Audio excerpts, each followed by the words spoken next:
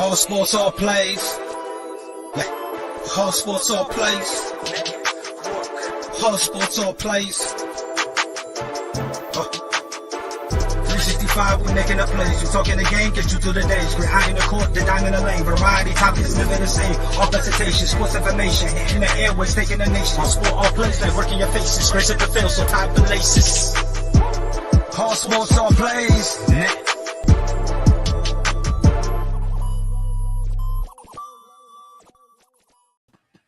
Ladies and gentlemen, boys and girls, I was trying to say, what are you doing? Freddie, you're mad immature, bro. You're so immature. But you know what? Have your moment. Have your moment. I ain't gonna poo-poo on your moment. Welcome to ASAP in the morning. I'm joined by Jay McLovin, that guy Chris, and obviously the former Giants now turned LA Rams fan just because they happen to stumble into the Super Bowl. Fredward. Jay, how you doing today? You know, I'm doing good, man. It's sad to see AD take a tumble, but it just kind of shows, you know, he is who he thought he was, which is brittle. It's about as brittle as some brittle candy. And Fredward is a little happy. He's a little happy right now because it's 2-week injury. He don't think that it's going to be a reoccurring injury, and I'm just waiting for the other leg to crumble and bring him back to reality. But other than that, I'm doing great, man. It's good to be here, Pride. Thank you for having me. First off, Pride, I didn't know we had a guest on the show today.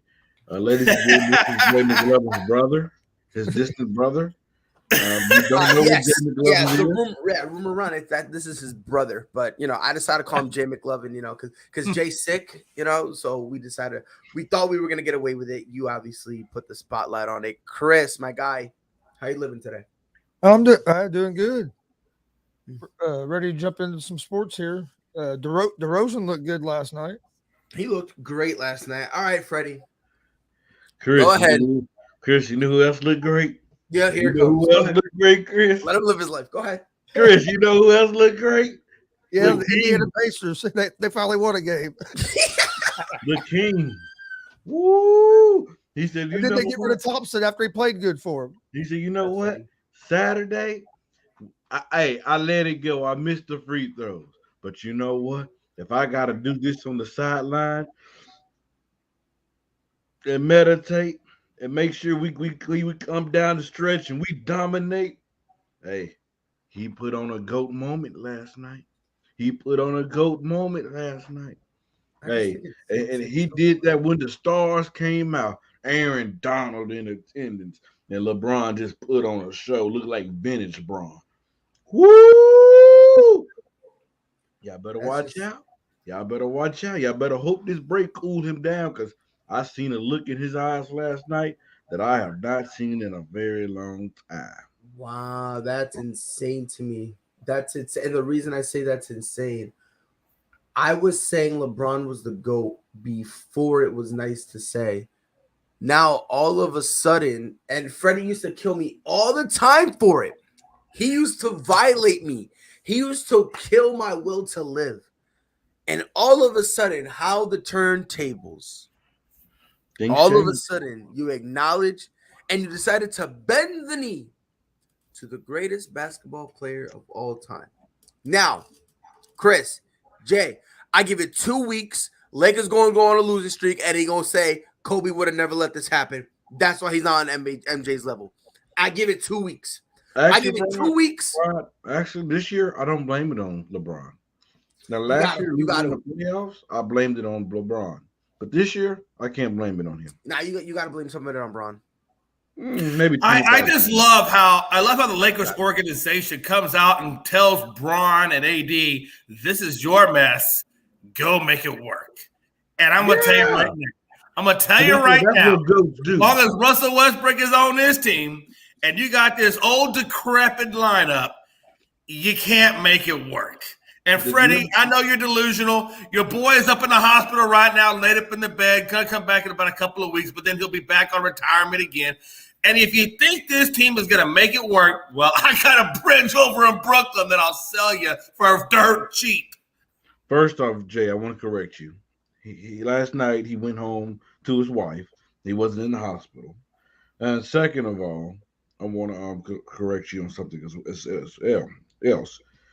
You know, you said the Lakers organization. Oh, and Russell Westbrook has played better the last two games, so we definitely need to be fair to that situation. He has changed his game. And number three, goats can turn it around. So that's why the Lakers organization went to him and said, "Turn it around and just watch." I love LeBron. They're 3-7 in their last 10.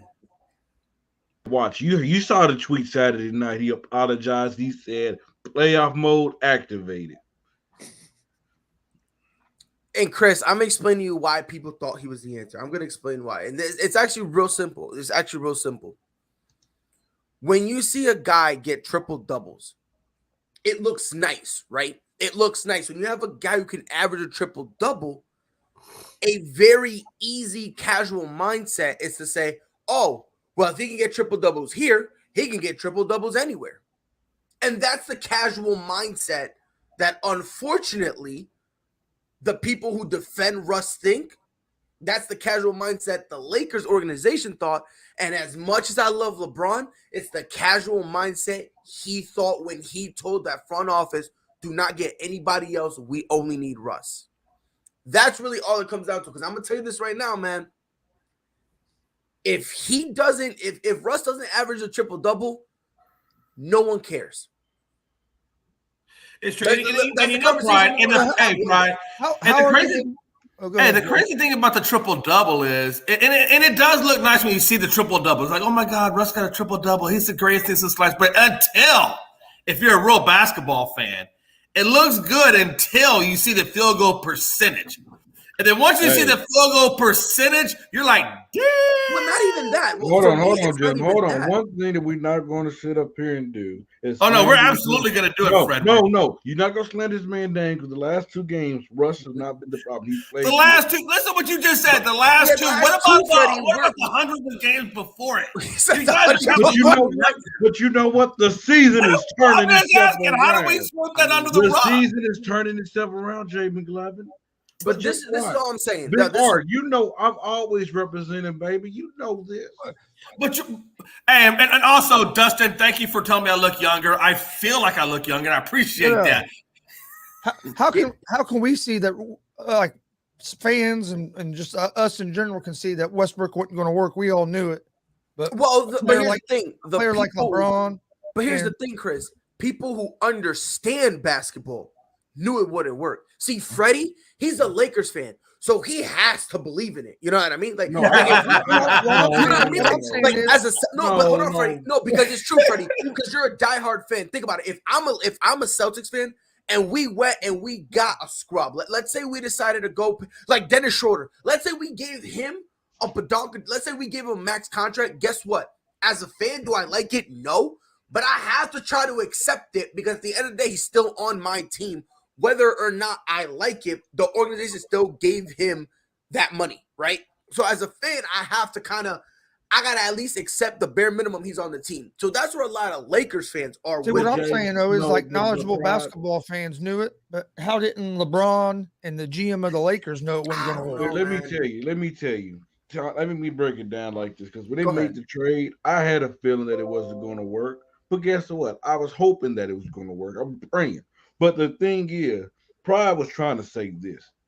Russell Westbrook put up all these sexy numbers, but everybody forgot about to look at the field goals percentage. Everybody forgot to look at the turnovers. All they looking at is the sexy numbers. And it's, you know what? Yep. This guy can carry us when LeBron is taking, we load managing him because he is 37 years old. But Hey, Freddie, I'm going to tell you what's not sexy. Can I give you a number that's not sexy? What's not sexy to me is that you're the 9th seed, you're 27-31, and you're 3 of 7 in your last 10. How is that for sexy with your beer goggles on that you can't see reality? You're right, Jay McLovin, but let me ask you a question. At this season, we know what their record is. We know what. Oh, do we? Because you're talking about the sexiness. No. Hold on. We know this. Nothing new. That helped real quick. This is actually a phenomenal point. Think about it. When they first got Anthony Davis, The reason when they got him, they were like, oh yeah, when Bron is down, we still got someone to be able to carry the load. And now it's crazy that after 2 years with LA, they went and got Russ. And instead of saying, we got a veteran who could provide leadership, they didn't mention that. They didn't say, oh yeah, we got a dude who can help, who can help be a role player. They didn't say none of that. They gave you the same thing they said for Anthony Davis. We got Russ, and he's here to carry the load when Bron is out. Freddie, as the Lakers fan, don't you find it suspicious that they're using the same logic for Russ that they used for AD? Well, I'm going to put it like this. Even at age 37, in year 19, you're not going to find anybody that's going to be able to join a team with LeBron that's going to be able to carry the load. Because, I don't care what nobody say. It's like people who use the narrative that Anthony Davis should be the best player on this team. And they're smoking. LeBron will always be the best player on the team. He's the backbone of the team. He's the glue to that team. He makes all the pieces work, even in year 19. It's just like Steph Curry said it best of the night. Right now, what we are witnessing is greatness. For a player to play this deep in their career, this long, this many minutes, this many big games, and yes, LeBron said all that. I believe LeBron is taking some, he owned up about the Kyrie Irving situation. He said, you know what, I'm going to apply that here. I'm going to give AD all the confidence. Because let's think about what Anthony Davis is, you guys. Anthony Davis has the skill set to be a top 5 player. But guess what? You know what takes him out of that category? What? This right here. If AD had the heart to attack on every play, we could say Anthony Davis is one of the best players in this game. But that energy, that drive takes him out of it. So guess what? LeBron, he's encouraging him. He's trying to motivate him. That's what he says. But for us to go into the season and think Anthony Davis should have been the best player of this team, we was wrong. Because LeBron James is still playing like he's one of the best. He's the best player of the game. And I'm still gonna give him the best player of this year of the league. I know people want to give it to KD and all that, but you know what? Hell, nobody would expect that LeBron James would dang near average 30 points this year. Nobody. Well, you're right, though. He is number one, the backbone of the team. He is a great player. He is averaging 30 points a game. But unfortunately, he can't make this team work. And we see it in the record. The record reflects that he can't make this team work. He's an aging player on an aging roster, and it just isn't going to work. And you know that. So I was going to ask the question, but Pride interrupted me just a minute ago. Let me ask you a question, Jay. So, like I was saying, we know what the record is. We know they are a sub 500 team, below 500 team. We know they're in the 9th seed in the West. But guess what? With this play-in, they still can get in. They still can find a way to get to the 8th seed. They possibly to the 7th seed. That's probably the highest they can get up to. They'll be luck to get to the 6th seed. But if they get in the playoffs, you mean to tell me a LeBron James that we saw last night, a Russell Westbrook who has changed this game around, who finally stopped taking jump shots. He stopped taking jump shots. He's attacking around the paint. He's shooting the ball efficiently the last 2 games. To be fair, to give him his credit, because us as analysts that analyze the game, we have to call it like we see it. That's our job. Our job is not to go off emotion. It is to evaluate what we see. In the last 2 days, what we've seen is a player who stopped taking jump shots, a player who's been attacking around the basket, a guy who has not been turning the ball over at a high rate, still need to work on his defense, and then you get Anthony Davis coming back. You mean to tell me they still don't have a chance in the playoffs? Freddie, when they get bounced out, no, hold on. I'm answering your question. You asked me a question, I answer your question. When they get bounced in the first round, which I believe they'll get bounced in the first round, man. Same. If they're in the play-in, they're going to get. I've been saying that since before it was fun to say. Like I said, and I got ridiculed, and now, and Mama, look at me now. Yeah, and when they get bounced in the first round, Freddie, I would really like to have an apology from you. I feel like I'm owed one. And what happens, Freddie? Let if me the hold on. Let Lakers me ask you a find question. a way Freddie. to win the first round? I want to answer your question, Freddie. I want to answer. I'll answer Freddie real quick. Let me answer Freddie because and then probably if they make it past the first round, I will come on here and I will personally say, and I will give you the best apology you ever had in your life. I want you to buy a Lakers jersey and put a jersey on too. You know what? Damn. You know what? I'll do that, man. I'll wear it one time and I'll burn it. But So let me answer your question, Freddie, real quick. Let me answer your question. So the first thing you said is basically if this team gets out of the play with how Russ has been playing his last 2 games, do you know should we be able to have faith in them? Well, here's where you messed up. To rely on Russ to play like this, and you're going to cherry pick these 2 specific games and ignore that while they were on their losing streak, he was playing horribly. That's not really the best thing you can possibly do. But Prod, it's not our job to go find games in the past. It's what we see recent, and as of recent, we've seen a guy change his game. Nope, but that's not what you're gonna do. That's not what you're gonna do. That's our job. You pull that narrative. No, you pull that narrative when it's convenient to you. No, that's our what you job. pull. Yes, that's when you pull that narrative. Because I'm gonna ask you a question. I am horrible on the professional level. I am horrible at basketball. I'm complete and utter dog water. I'm trash. Okay. I am horrible. If I have 2 good games, does that mean I'm a good player? If my 2 most recent games in your last 2 recent games, it could be a chance that you are trying to change it around. And that's one thing that we've seen Russell Westbrook. And again, you're now sugarcoating it. No, you're sugarcoating it to protect Russ because he's on the Lakers. No. The short answer, no. It doesn't mean I'm good. It doesn't mean I'm changing because 2 games is an anomaly. Hey, Pride, I've been so critical of Russell Westbrook. We have a guy that we come to group chat. But you can't sit here and this is my thing. You can't sit here and say, oh, well, these last 2 games, if he plays like that, based on forget not only this year, but his entire career, has he ever played this way for a long period of time? He never has. Pride. The most he's ever done it for is like 3 games. He's in a different situation now.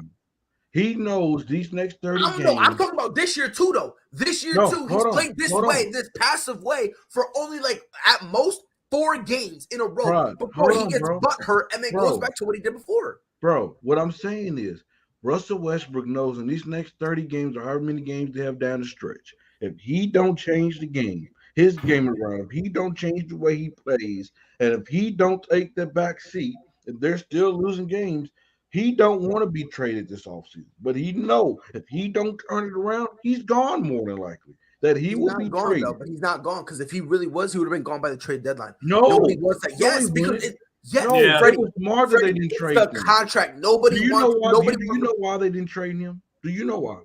Explain to me, Freddie. Explain. Because the Lakers feel that they can get a better deal this offseason because you will have more assets. Yes, it is. Freddie, they were shopping him, Freddie. They will have more assets. They were shopping him at the trade deadline. They were shopping him, and nobody wanted him. They would. Of course, you're going to shop him. You're going to see what you can get. No, they were trying to get. They were trying to get Simmons. I'm trying to tell you what I know. Listen, I'm trying to tell you what I know. This offseason, they will have more to be able to trade in a package with them than they did a few weeks ago. That's why they didn't trade him. So maybe they have more they can. No, they didn't trade him because Houston wanted picks along with Russ, and they didn't have picks to give. Had they had picks to give, that trade would have gone through, and John Wall would have been your point guard. That's not all. That they had a deal with John Wall, Christian Wood, for Russell Westbrook and that draft pick. The Lakers didn't want to take on the luxury tax for Christian Wood. So this offseason, guess what they can do? So nobody want to analyze it and nobody want to do the research. What they can do is they can trade Russell Westbrook. They can trade THT. They have 2 draft picks, not just 1. They have been trading 2 this offseason to maybe get a valuable upgrade. So why would you trade for something now that's not going to make you better when a possibility this offseason you can get a little bit more. Why? What's the point? That's why. Are you done? Because that's where you're wrong, Freddie. It's actually beautiful. I literally was about to say this. It wasn't Christian Wood. Chris Haynes. That's what it wasn't Christian Wood. Christian Wood was not involved in the trade. That's I never heard anything about Christian Wood ever. I heard draft picks and John Wall. If you don't want to go do the research yourself, that's fine. Christian Wood was a part of the trade. The Lakers this might be a decent trade. It was John Wall and a pick at most. That's not what the Lakers insider told me, sir. Who's your Lakers insider? His name is Aaron. We got a whole bunch of people saying John Wall in a first. We got so many people saying that. And not only that, Sham said the same thing. Brian Winter. These Eric Pincus, Chris Haynes, Ramona Shelbone, they're lying. So they're lying. You said what? Ramona Shelburne, how you say her name? Chris Haynes, they're lying. Because they also talked about a deal with Christian Wood and John Wall. The Lakers declined it because they didn't want it to go in the luxury tax. Go do your homework. Go do the homework. Meanwhile, I just named Brian Windhurst, who said Christian Wood wasn't involved, and Shams also said Christian Wood wasn't involved. So Ramona, who covers the Lakers, she don't know. Shams covers everyone. Shams covers literally everybody. Are you out of your mind? So Ramona, who covers the Lakers, she lying. Yeah. Again, I just named two guys. I just named two other dudes. I'm not saying she's lying. I'm not saying she's lying. No, actually, you are saying she's lying, bro. How? You said, but this guy said it wasn't. So either it's true or it's a lie. Which one? I'm telling you that two other people who are reputable and cover every team in the league and got insiders on every single team, they said he was not involved. So two other people that's reputable said that it was. So which one's lying? I don't know who's lying. Do you? I have a guess. And so do I. We have a guess, but a guess it's not factual. Right. Oh, go look at the little group chat. Go look at the group chat. Frankie just sent it. I know what the hell I'm talking about. Y'all don't come for me when it's all about the Lakers. I do my homework on the Lakers, sir. I would love to see that link that Freddie's talking about there. Yeah, you mentioned Ramona Shelburne. Yeah, and I also named two other guys that said what no. I'm saying is there was a deal the Lakers turned down because they did not want to go in the luxury tax. I understand that, and there were two people who said the exact opposite. That's all I'm saying. But at the end of the day, it's not our job to say what's true. It's our job to report what's being reported, and that was a report that was out there. The Lakers didn't want to do it because they didn't want to go in luxury. Okay, so if it's our job to report what's being reported, so how come I'm wrong for reporting what someone else said? That's weird. It's interesting. It's almost as if I'm only supposed to report. Guess what? If you click on the link, guess what your dude, Brian Windhorst, if you click on the link, he says the same thing about Christian Wood. Your Brian Windhorst, he probably changed it then. He probably changed it then. Your source that you brought up. So that he probably changed it then. He probably changed it. Did you want to click on the video and go look? If he changed it, then he changed it. It is what it is. He changed it then. So then he wasn't supposed to be involved. But like I was saying, this off season they will have more they could put in a package. No, you're not. They will have more. What are you talking about, Pride? Freddie. No, they could trade instead of just one draft pick, they could trade two. No. What are you talking about? Bro, that's dumb. Freddie, the problem with Russ is his contract. Nobody wants to pay that. And THT's draft stock is nobody so want to trade for the contract. But guess what? You mean to tell me you give me two unprotected draft picks and you give me a young player? I mean, it seems a little bit more valuable. No. Okay, I guess we'll just have to see. But it also depends on who you want. It would. Because you're not going to. If you're because for the Pistons, you want to take that trade? No. For THT, maybe I'm not touching Russ. Hell no. Hell, because nobody's gonna take Detroit's money. You need some kind of star. Russell Westbrook can be a one-man star. You don't need a star, not in Detroit right now anyway, because they want Kane to be their future star. But guess what? So they're doing what Houston's rebuild. They're not worried about winning. They're just doing what Houston's doing. Where look, we're just playing the young kids. We're trying to get them. We're trying to develop them, and then in a few years we go from there. But even let's say he goes to Detroit, who are you gonna get for Detroit? Jeremy Grant. Jeremy Grant. I mean, that'd be a good backup plan from Anthony Davis. I mean, it would work for the Lakers a lot better. It would work for the Lakers. I don't know if it would work for Detroit, that trade. Listen, the Detroit needs somebody to fill the seats up, man. Hey, No, they don't. need somebody to be box office. Are we sure don't. just Cade by himself can do that? They don't need a box office attraction right now, though. What? They don't? No, not right now. So what if Jeremy Grant come out there and forced himself way out, and they said, man, I get 2 draft picks. Oh, I can get a THT. Hell, we can even Jeremy buy Grant out tries to Russ. force his way out. The Lakers won't be the only Yeah, they might even buy out Russ. Who will buy out Russ? Maybe Detroit is on his last year. I can't imagine Detroit buying that. That's a long reach. That would just set their rebuild back more. Yeah, I don't know about that one now. I don't know if anyone buying him out. Well, all I'm gonna say is it might not be Jeremy Grant, but we don't. One thing that we know that there could be the trade that none of us expects, because we see it every trade deadline, every offseason. There's a trade where we like, what?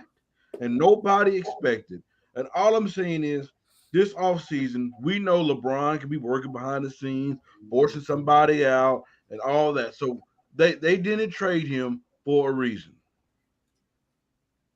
I mean, Russ don't have a choice. He don't have no trade dead clause. So true. But here's I don't know, man.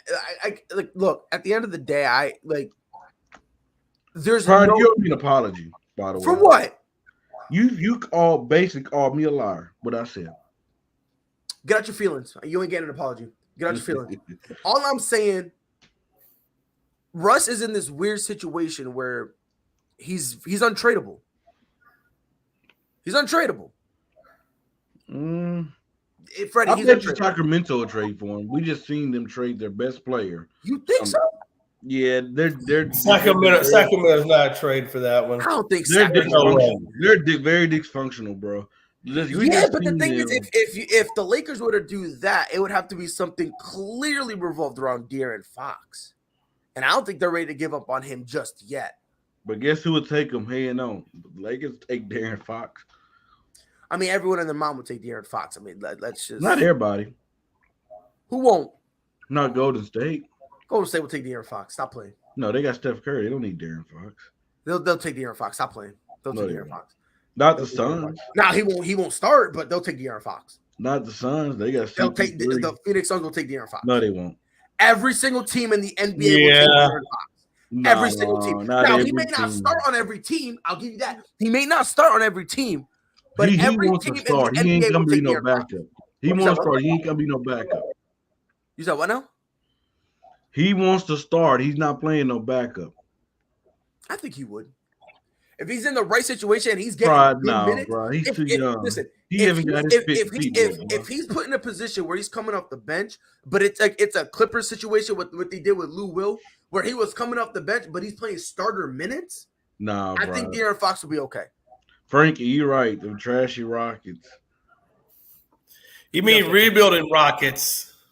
See, that's the difference. I can explain my record. Can you explain yours? Yes, I can. All that matters to us is we make it to the dance. No. No, that's not a good explanation. I can explain my record. You can explain yours. So I just want to say one thing, Freddie. You got a phenomenal talent. You got a great talent, and I want to strive to be like you. The next time I get caught doing something dumb, and I get questioned, I'm gonna take the Freddie route. This man never answers any questions. You ask him a question, and Freddie literally takes 8 laps. He's like, Freddie, what sky is the blue? Man, I'm telling you, man, this grass right here, this is that soft tip Bermuda. And it's like, whoa, wait a minute. What we doing? Freddie, you got a phenomenal. I need to learn from you, Freddie. I need to learn from you, bro. But since we're on the Lakers talk, let me ask you something, Freddie. AD. It looked like his ankle damn near snapped. Now, Obviously, he didn't because you said there was a report that he's going to be out for only 2 weeks. So good for him. Like I said, it looked horrible. I don't know if y'all saw it. I did. Yeah. And I was like, in my mind, when I saw it, I was like, oh, nah, that's broken.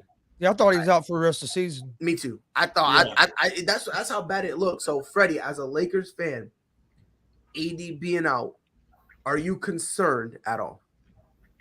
First off, man, I was watching the game with my mom, and I seen it go down. I told her, I said, the season's done. I said, the season's done. It's over. I said, if I was the Lakers, I would shut LeBron down for the rest of the season. Can't have him going down. And I said, we done. Because I was scared. I thought it was broke. I'm not going to lie. I thought it was broke. The way it went down, that I seen the stretcher come out, I was like, oh, my God, this is bad. Like, this is very, very bad. But when they said the x-rays are negative and all that, I got a little bit more relief. I got, a little bit more positive. But we okay. We okay. Y'all seen that show that the King put on last night. The GOAT. LeBron James. He's not the GOAT. Stop saying that. He is. He reminded everybody who the hell he is. Put it on a show. Aaron Donald up there flexing on him. Stuff there, showing that big boy. The big kid take his shirt off like he could in the parade, because that's what us champions we do in them parades. And by the way, the NBA, NFL, MLB, you need to listen, LeBron. We need an all LA parade. We need that. That will be beautiful. But just imagine what he did. We're just gonna talk about that fourth quarter. 2 threes. He dunked all over the point. Mike Conley up there just putting that look on him. Just looking nasty, just talking that ear. And then we seen Austin Reeves in that fourth quarter in that make that big time shot. Austin Reeves is having a similar start. I'm not comparing him to this player. I'm not saying he's gonna be like him, but he's having a similar start in his career. Just like Alex Caruso. I keep telling you how this Alex Caruso started when he's a rookie. He did the same exact thing Austin Reeves been doing. He don't do too much. He fit in. He make the right plays, and he play defense. Austin Reeves doing the same thing. Knocked down a big three. And, that wasn't me. I swear. I swear that wasn't me. I swear that wasn't me. That was me. I swear to God, my hands was up. My hands was up. See, that was not me. My hands was up. Free pride, bro. So we seen Russell Westbrook. Bring it back in. I can't bring it back in. Drive down the lane. LeBron. LA on the way, baby. Brown was looking good, though. Brown was looking good. He was looking he put a better show up in the fourth quarter than Michael Jordan will. Michael Jordan yo, Chris, listen, Chris and Jay, you don't have to agree. You said LeBron was the GOAT, man. I was like, man, we gotta go. Y'all don't have to agree with me. It's okay. Y'all don't have to agree with me. It's fine. I'm just saying this right now. I've been saying LeBron James was the GOAT. I said he had the potential. When he came back 3-1, I said he was the GOAT. And I was screaming he was the GOAT. Now, y'all don't have to agree with me. That's okay. That's not the conversation I want to say. I just want to say one thing. Chris, I was harassed. I was threatened. Jay McLovin, I was blackmailed. I was extorted. I felt like I was victimized, brutalized, and conquered. Okay? That's what I was. Okay? I was just in a low. And you know who happened to lead the charge? Anytime I said LeBron James was a GOAT, can you take a guess? So who was leading the charge to slander and sully my good name? It wasn't me. One, Freddie Henderson. No, I want to see the proof of that. You said what? I want to see the proof. We can get. I said, bro, we'll get some people. So did Freddie just become a LeBron fan when he went to the Lakers? Well, kind of. He bailed on him for a while because he called him a quitter, And I forgot who he said. He said somebody was better than him. Who was it? Who did you say was better than Bron? That got me heated. Chris, this is who I am. Me as an analyst, I break down what I see. You play trash, I call you trash. Russell Westbrook has been playing trash most of the season this year. He's played horrible. And I call it like I see it. But if he played good, I'm going to say he played good. This last year in the playoffs, LeBron James quit on the teams against the Phoenix Suns. He quit on them. And that's facts. He was passing the ball all over the place. Wouldn't take a shot at all.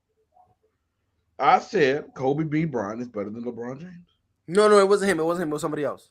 No, because you have hate for Kobe as well, Pride. I don't have hate for Kobe. No, I don't hate Kobe. Yes, you do. Yes, you do. I don't have hate for Kobe. I don't. You do. I don't know. Chris, I don't hate Kobe. Yes, you do. It's just for some reason people put him on this pedestal that like he's not allowed to be criticized. Every time. Like they call LeBron a quitter, but they want to ignore the fact that Kobe blew a 3-1 lead against Phoenix and he refused to shoot the ball. Oh, you better glad nobody wants to talk about that. But and that's like to me where it's like if you want to call Kobe an all-time great, I get it. But we also need to hold them to that standard as well. We can't sit here and pretend his entire career was rainbows and lollipops. Like people say, oh, yeah, he was loyal. And my thing was, hold on, he was loyal, but not by his choice. He was almost a Chicago Bull. John Paxson, who was the executive at the time, did not want to give up Luol Deng. If he gives up Luol Deng, Kobe ends up being in Chicago. Almost coulda, woulda, shoulda. So my thing is, don't sit here and play and pretend that, oh, yeah, he was loyal. Chris, this is a guy that says Kobe Bryant is overrated. And he called him overrated. There was a couple times that Kobe tried to force his way out of LA. Thank you, and that's all I'm saying. Chris, but this is a guy that called Kobe overrated. I said ever since he was his passing, people have been overrating him, saying he's a top 3 player all time. He's not. In my opinion, he's not. And a lot of people are saying that after he passed away. You're right. After he passed away, the narrative changed even more. And that's what I said. That's what I said. After he passed away, people began to overrate him, and then the narrative changed, so everyone just started glossing over all the things he did. People glossed over the fact that him and Shaq choked that finals against the Pistons when they had no business losing, when they got smacked 4-1. But what did they do? But again, did they win 3 or did they not? Did they win 3 or did they not? You said what? Did they win 3 or did they not? Yes, they did. Okay, then. So they didn't choke nothing. If you said that 4-1 loss against Pistons was not a choke job, you're a moron. All due respect, Freddie. I love you, bro. But there's no way we can sit here and say that LeBron James losing to Miami. Did he not win 2 more when Shaq left? To sit here and pretend that LeBron James losing to the Mavs is a black mark on his career. Did he or did he not? Doing the same thing against the Pistons is different. Pride, you really about to make me come for you. Go ahead. I don't care. I don't care. You're I don't wrong. want to have you crying on Because you're wrong. Because you're wrong. This is the thing, Jay and Chris. People think I hate Kobe. You do. I don't. It's just, in my opinion, if we're gonna sit here and have mad hate for if we can criticize, if we can 100%, Magic Johnson's a better basketball player, in my opinion, than Kobe Bryant. And you smoke. And so is Kareem Abdul-Jabbar. No debate. And if I said this before, I'm gonna tell you this right now. The top 3 all time, I don't care what order you have them. LeBron, MJ, Kareem. I don't care what order you want to have them. If you want to have Kareem 1, MJ 2, Bron 3, I don't care. It is what it is. Have it whatever order you want. Rob, I'm glad you're here to hear this Kobe hate because Pride is really spinning up. Again, it's not Kobe hate. It ain't Kobe hate. It is Kobe hate. It's not Kobe hate. It really is. Yeah, to say Magic Johnson is better than Kobe Bryant, that's hate. How is that hate though? How? Because Magic Johnson is the greatest point guard of all time. You're acting like I said Rondo's better than him. Magic Johnson is the greatest point guard of all the time. Greatest point guard, yes, but he's not the greatest Laker of all time. Because Freddie never listens. He never listens. He's the greatest point guard. I agree, but he's not the greatest Laker. All he does is hear because he hears what I say and then wants to respond. He doesn't. You are the guy that said Kobe Bean Bryant is the most overrated player in NBA history. If you want to say Kobe Bean Bryant is an all-time great, I'm good with it. However, we need to hold him to that standard. That's all I'm saying. Again, when LeBron lost to the Mavs, that was a black mark on his career. And I agree. It's What a about the bad Spurs? look for him. He What should about have the Spurs, never too? have lost that, and he needs to wear that L for What the about the rest of his Spurs, too? career. No debate. But when Kobe did the same thing with What about the against the Spurs? Pistons, why does nobody bring that up? That's all I'm saying. What about Kobe the Bryant has Spurs, too? always been put in this bubble where you're not allowed to critique Are him. you You're ignoring not me now? allowed What about the Spurs? to He go lost- and say, he- "Oh yeah, he lost did to the- this he wrong. played bad He against did the that Mavs. wrong." It's like you're not allowed to say any of that. You can't, and I just don't understand why you can't. Like, if for instance, What about the Spurs? we called him bro? Tragic Johnson. When that Johnson threw the ball, we called him Tragic Johnson. How many people Bruh, done made fun What of him for that? about the Spurs? You said what? What about the Spurs when LeBron lost to them as well? The second year against Spurs? First of all, the Spurs were a better team. And two, if you look at it, he played like the best player on that court. And if you don't believe me, go look at it. But he still lost. You also have to understand, Pride. I will say this though. There were times, Pride, there were times in the playoffs I saw LeBron quit on the Lakers, so much so that he went to the locker room and left the court. And you know that's true. Okay. Hold on. Jay, that's when you're messing up. Hold on, Jay. Hold on. Stop. Let me finish. No. You gotta let me finish. No, because Jay, you use that all the time. And this is what I'm gonna say to that. He quit on him. He did quit on He him. flat out quit. They're down 30, and there's like I don't 10 care if minutes they left. got 100. But A true GOAT doesn't quit. Unless they introduce I agree with that. Jay McLovin. He quit on the Lakers last year. How many times has Kobe done it? I've never seen Kobe walk off the court and go to the locker room and leave them there. When the game is already all said and done. I don't have a problem with that. If the game is all said, if you're leaving in the third quarter, that's a problem. And I get it. And I'm with you there. The one mark I do hold against Kobe is when he quit against the Phoenix Suns. When he got mad at Phil. No, I'm not talking about that. Why did he quit? Why did he quit? No. That's my only gripe. Y'all know Kobe, my favorite player. You can tell me he did no wrong in my eyes. But if we're gonna be biased and we're gonna be fair. Because they tried to take the ball out of his hand. They took the ball out of his hand. They said he was selfish. He couldn't shoot. And Phil needed to do that. He had to do Chris, that. You see what I'm saying it's now? kind of the same way he had to do Kobe Mike. quits, Gotta they use your team. say, but why did he quit? No, LeBron James, he get his behind kicked. He want to go sit at the end of the bench by himself. Or he want to go to the locker room. He want to pout. He want to cry. He want to act like a queen. That's what he do. For some unknown reason, Kobe gets a pass for everything, and we can critique. Bro, there's people who critique Kareem Abdul-Jabbar for trying to force his way out of Milwaukee. He already won a ring, and there was nothing else he could do over there because nobody wanted to go over there. And we hold him we blame him for that. Like, my thing is, if you're gonna say Kobe Bryant with a straight face is an all-time great, why don't you hold him to that all-time great caliber? I do. Why don't you? I do. That's They've all I'm always saying. held Kobe to That's that. all I do. But no, he's What not. are you No, talking he's not. about, Because Pride? when he choked 3-1, it's the excuses. Oh, well, no. They said he was selfish. They said, meanwhile, they've been calling him selfish for his entire career. Ever since Shaq left, that was the narrative around him. Except on his last game, everybody wanted him to be That was the only selfish. time they ever said no. That is the only time in his career. God, what are you talking about? You just right now, you're just talking out of emotions. You're not spitting out no facts. You spit out nothing but emotions. Yes, I said. Okay. Because I mentioned that 4-1 that they hold on. No, I'm not holding on. No. I mentioned they lost 4-1. I mentioned that they lost 4-1 to the Pistons. A team they had no business losing. Is that not a fact? Treat him like an all-time great. Do you know how much Kobe had to deal with for years? For years, had to deal with after the Shaq left. That is the same Pistons team that gave LeBron the flux, and then LeBron went crazy in the end. He eventually got over that hump, but that Pistons team was good. And let's not forget, LeBron didn't do his side of the bed. Let's not forget, LeBron didn't do his It's the same thing with Miami and the Mavs. That Mavs team was good. Yeah. And that Miami team was great. No, I won't lie. That Mavs team, that for that particular year, that Mavs team was great. They beat the Lakers. They were good. But look who they beat to get to the finals. I understand that, but Miami Heat was great. Yeah. Period. Period. So Miami should have won it. That's my which bullish is on why LeBron. I hold LeBron James accountable for it. I don't care that he got nervous. I don't care that he still shot over 50%. He was still giving you 17 a game. I don't care about that. I don't care that he was actually giving you a socket. I don't care about any of that. At the end of the day, they lost. Why? Because LeBron James, when it came to it, he was playing more like Jason Kidd than he was trying to play as himself. LeBron was scared of Kobe. You talking about when he lost to the Magic? Yeah, he was scared of Kobe. Let's not act like that wasn't a thing. Because we all knew that was supposed to be the matchup. Sure they had the puppet commercial and all that stuff.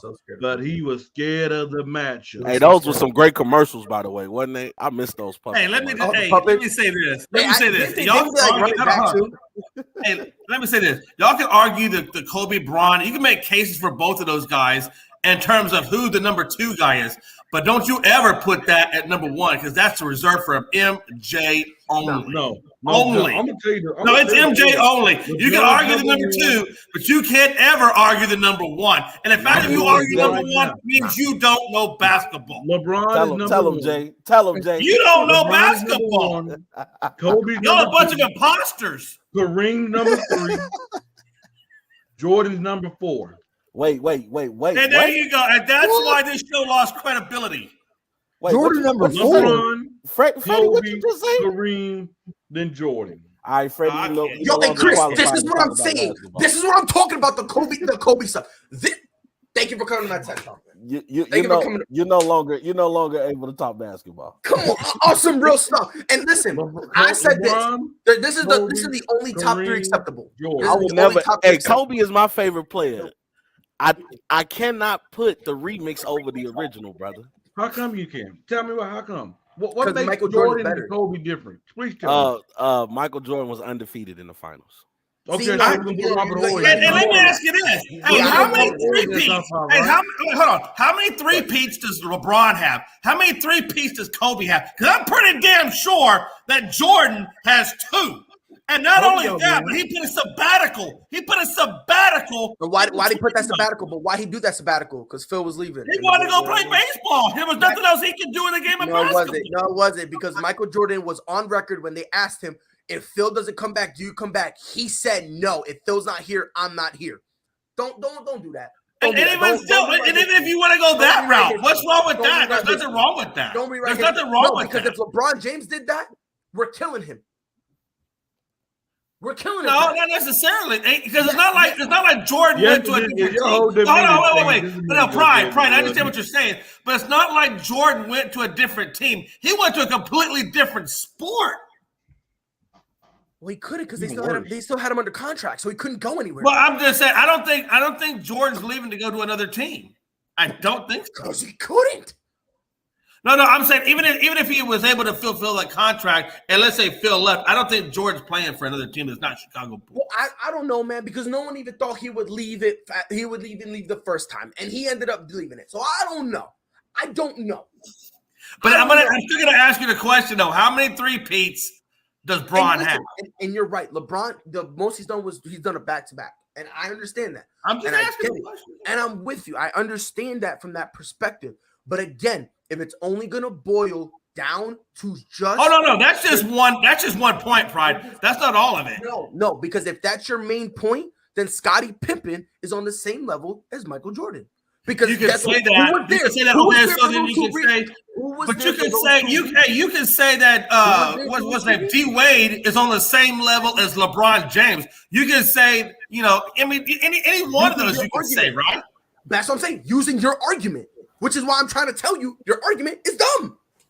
It's not dumb. It's not. Wait. What's the argument? What's the argument? So his argument is basically he said that the fact that LeBron or Michael Jordan got 2 3-peats is it because of Michael Jordan? Because you can say the same thing for Pippen and everybody else, and I'm saying no. You take Jordan away from that, it ain't happening. But you can't use that argument. You can't, because when LeBron went to Miami, I love Wade, but Bron was better than D Wade. Yeah. Hold on, Pride. Hold on. They no. Why? Why was he better than D Wade? Because D Wade was older and he had bad knees at that point. Hey, in order for us to win, you got to be the best player because they tried it as D Wade being the best player. And on that note, Pride, then that argument's dumb from you because you're saying that Bron is better than D Wade, and I'm saying that Jordan is better than Pippen. And if you think Pippen's better than Jordan, y'all got another thing coming. And if you think D Wade was better than Bron, I don't think D Wade is better than Bron. I don't. Okay.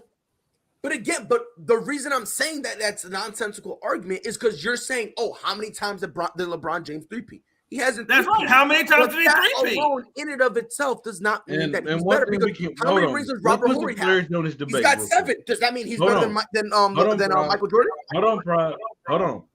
Let's not sit here and act like before Scottie came to Chicago that Jordan wasn't getting bounced out the first round. Let's not act like he was getting beat by the Boston Celtics. Let's not act like these things was not happening. Let's not act like this same Bulls team did not lose to a Penny and Shaq. Everybody talk about the 6-0, never going to a game 7, all about this, but they never bring up before they got Scottie.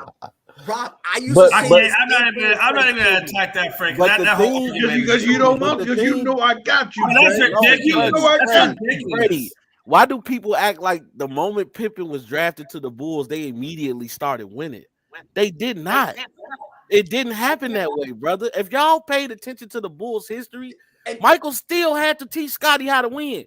He had to teach Scottie how to be tough. But Scottie was getting punished by Dennis Rodman. He was getting punished by John Sally. They were beating up Scottie to the point where Michael had to defend that man. Michael said, let's not overlook the fact that Jordan played with the flu and still was dominant, and he never did load management. And even when he was getting beat in the first round, he was still 2 years off. What? You got to remember, Jordan at one point was Michael Jordan in the Chicago Bulls. They had nobody. Tell me who was on that Bulls team in 85. I'll wait.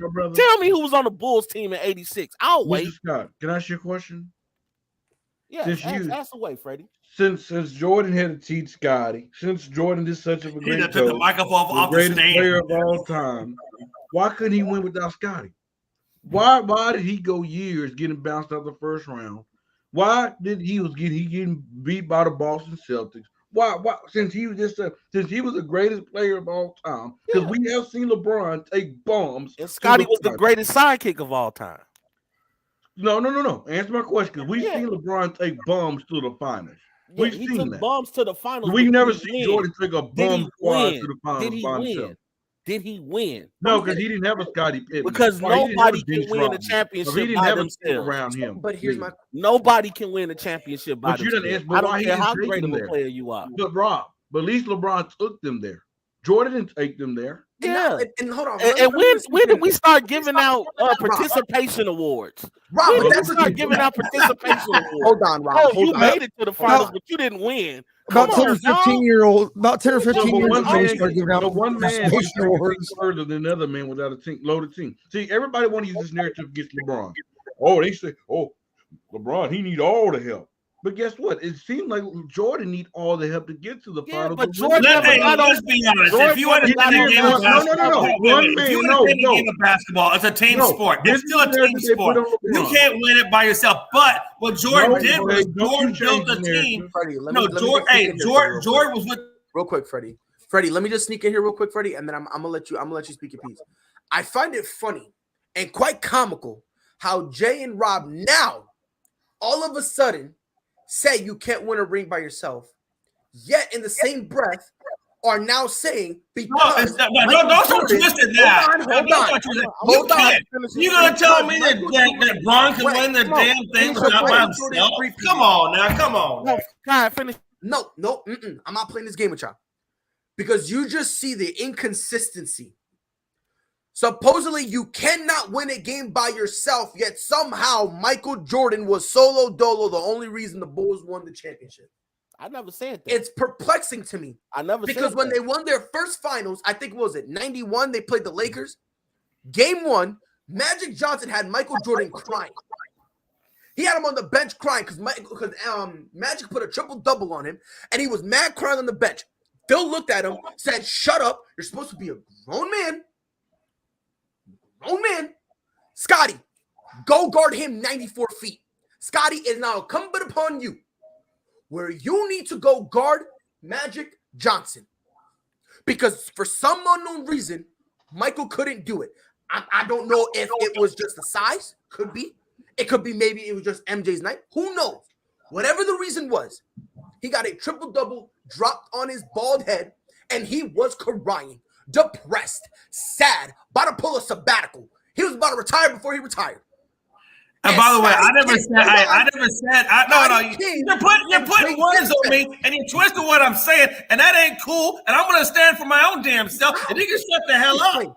Explain, Frank. No, one thing you're not gonna do is put words in my damn mouth or speak for me. But I know damn good well what I said. Number one, I said basketball is still a team sport. I said Michael Jordan was a contributor, the main contributor to those titles. He wasn't the only one.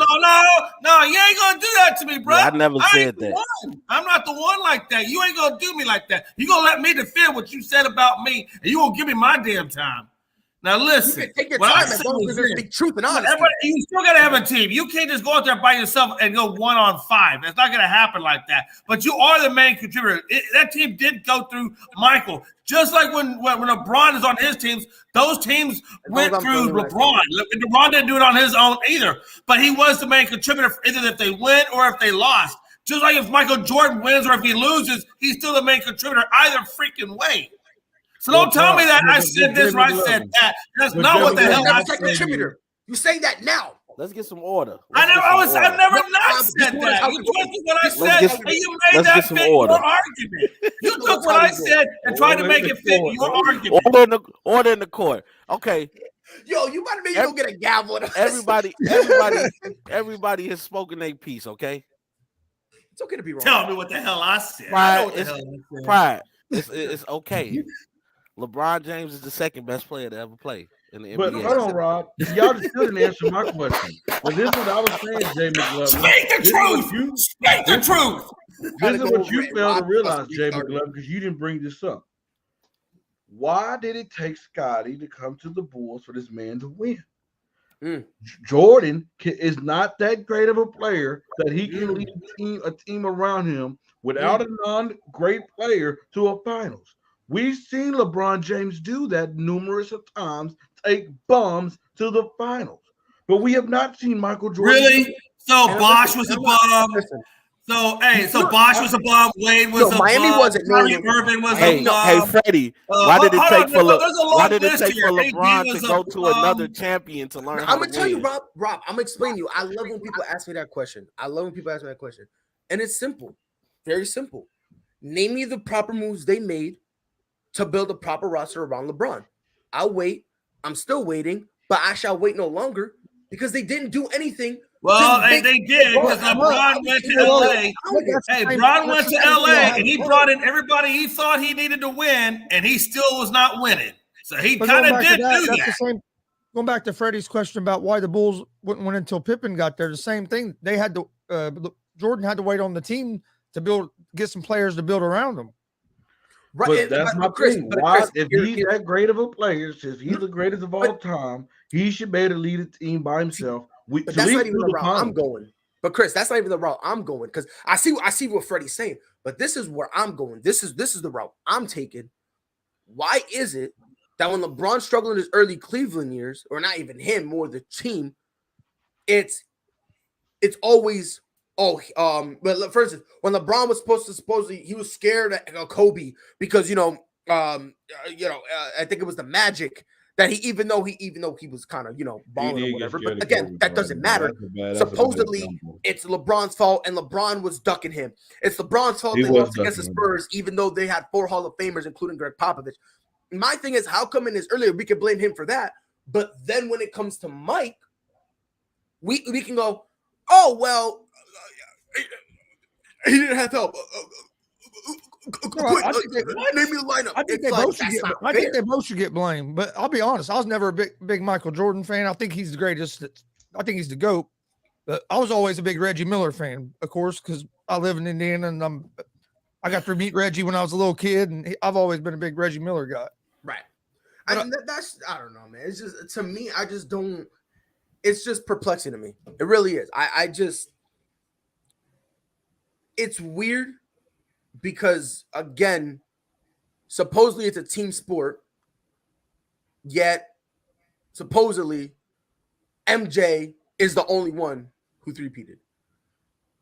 Nobody's saying that. He's the only one that did it twice. Pride. Nobody has ever said that MJ that he didn't have a decent team around him. Y'all trying to nobody's saying that. All we're saying was when it comes to the Chicago Bulls, they were a blown. Who do you think about first, Pride? Let's just do it like this. Finals, and Scottie Pippen was an MVP conversation, man. But Scottie Pippen was never an MVP. He was in the conversation. It doesn't matter. It doesn't matter. It matters. They conversed about possibly him being MVP. There was never a situation it was top 5 in which Scottie Pippen was better than Michael Jordan. We are forgetting the fact again. You're now switching the conversation. When Michael Jordan left, Scottie had all the time to prove in the world of what he can do.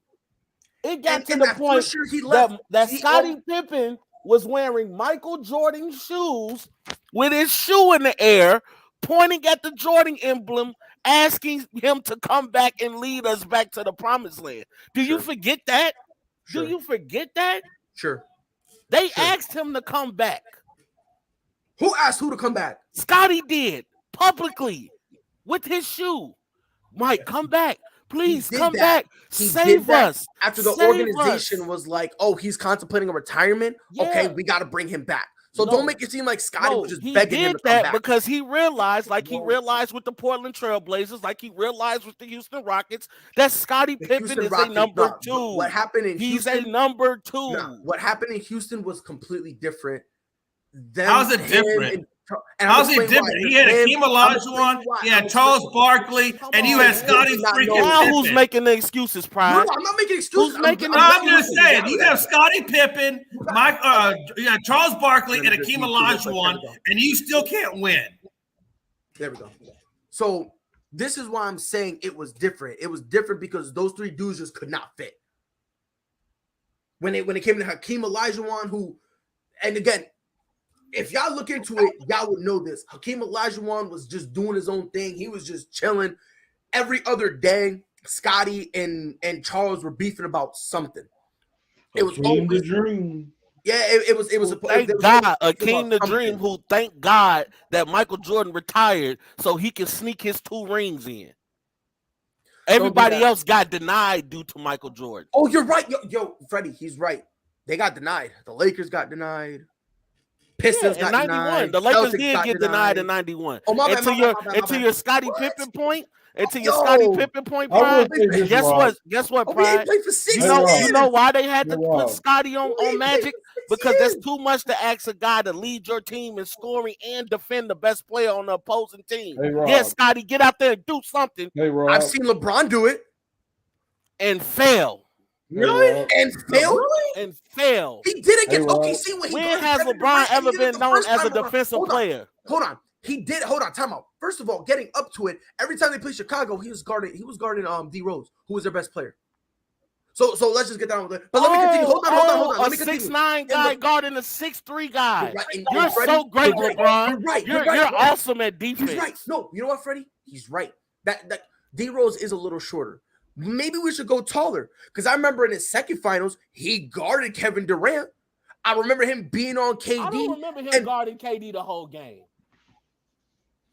As I was saying, he was guarding KD and he was putting up buckets. And then against the Spurs the first time, he was rotating because they had everybody. There were plays he was on Tony Parker. Then when Tim Duncan got hot, he was on him. He'd be on Monroe. And then the second year, he did the same thing, and then occasionally was on Kawhi Leonard when they ran some plays for him. So don't make it sit here and seem like, oh, hey, look, he couldn't do it. Come on, stop playing. We're gonna be rebuttaling each other all day, so I'm just gonna nip this conversation like this.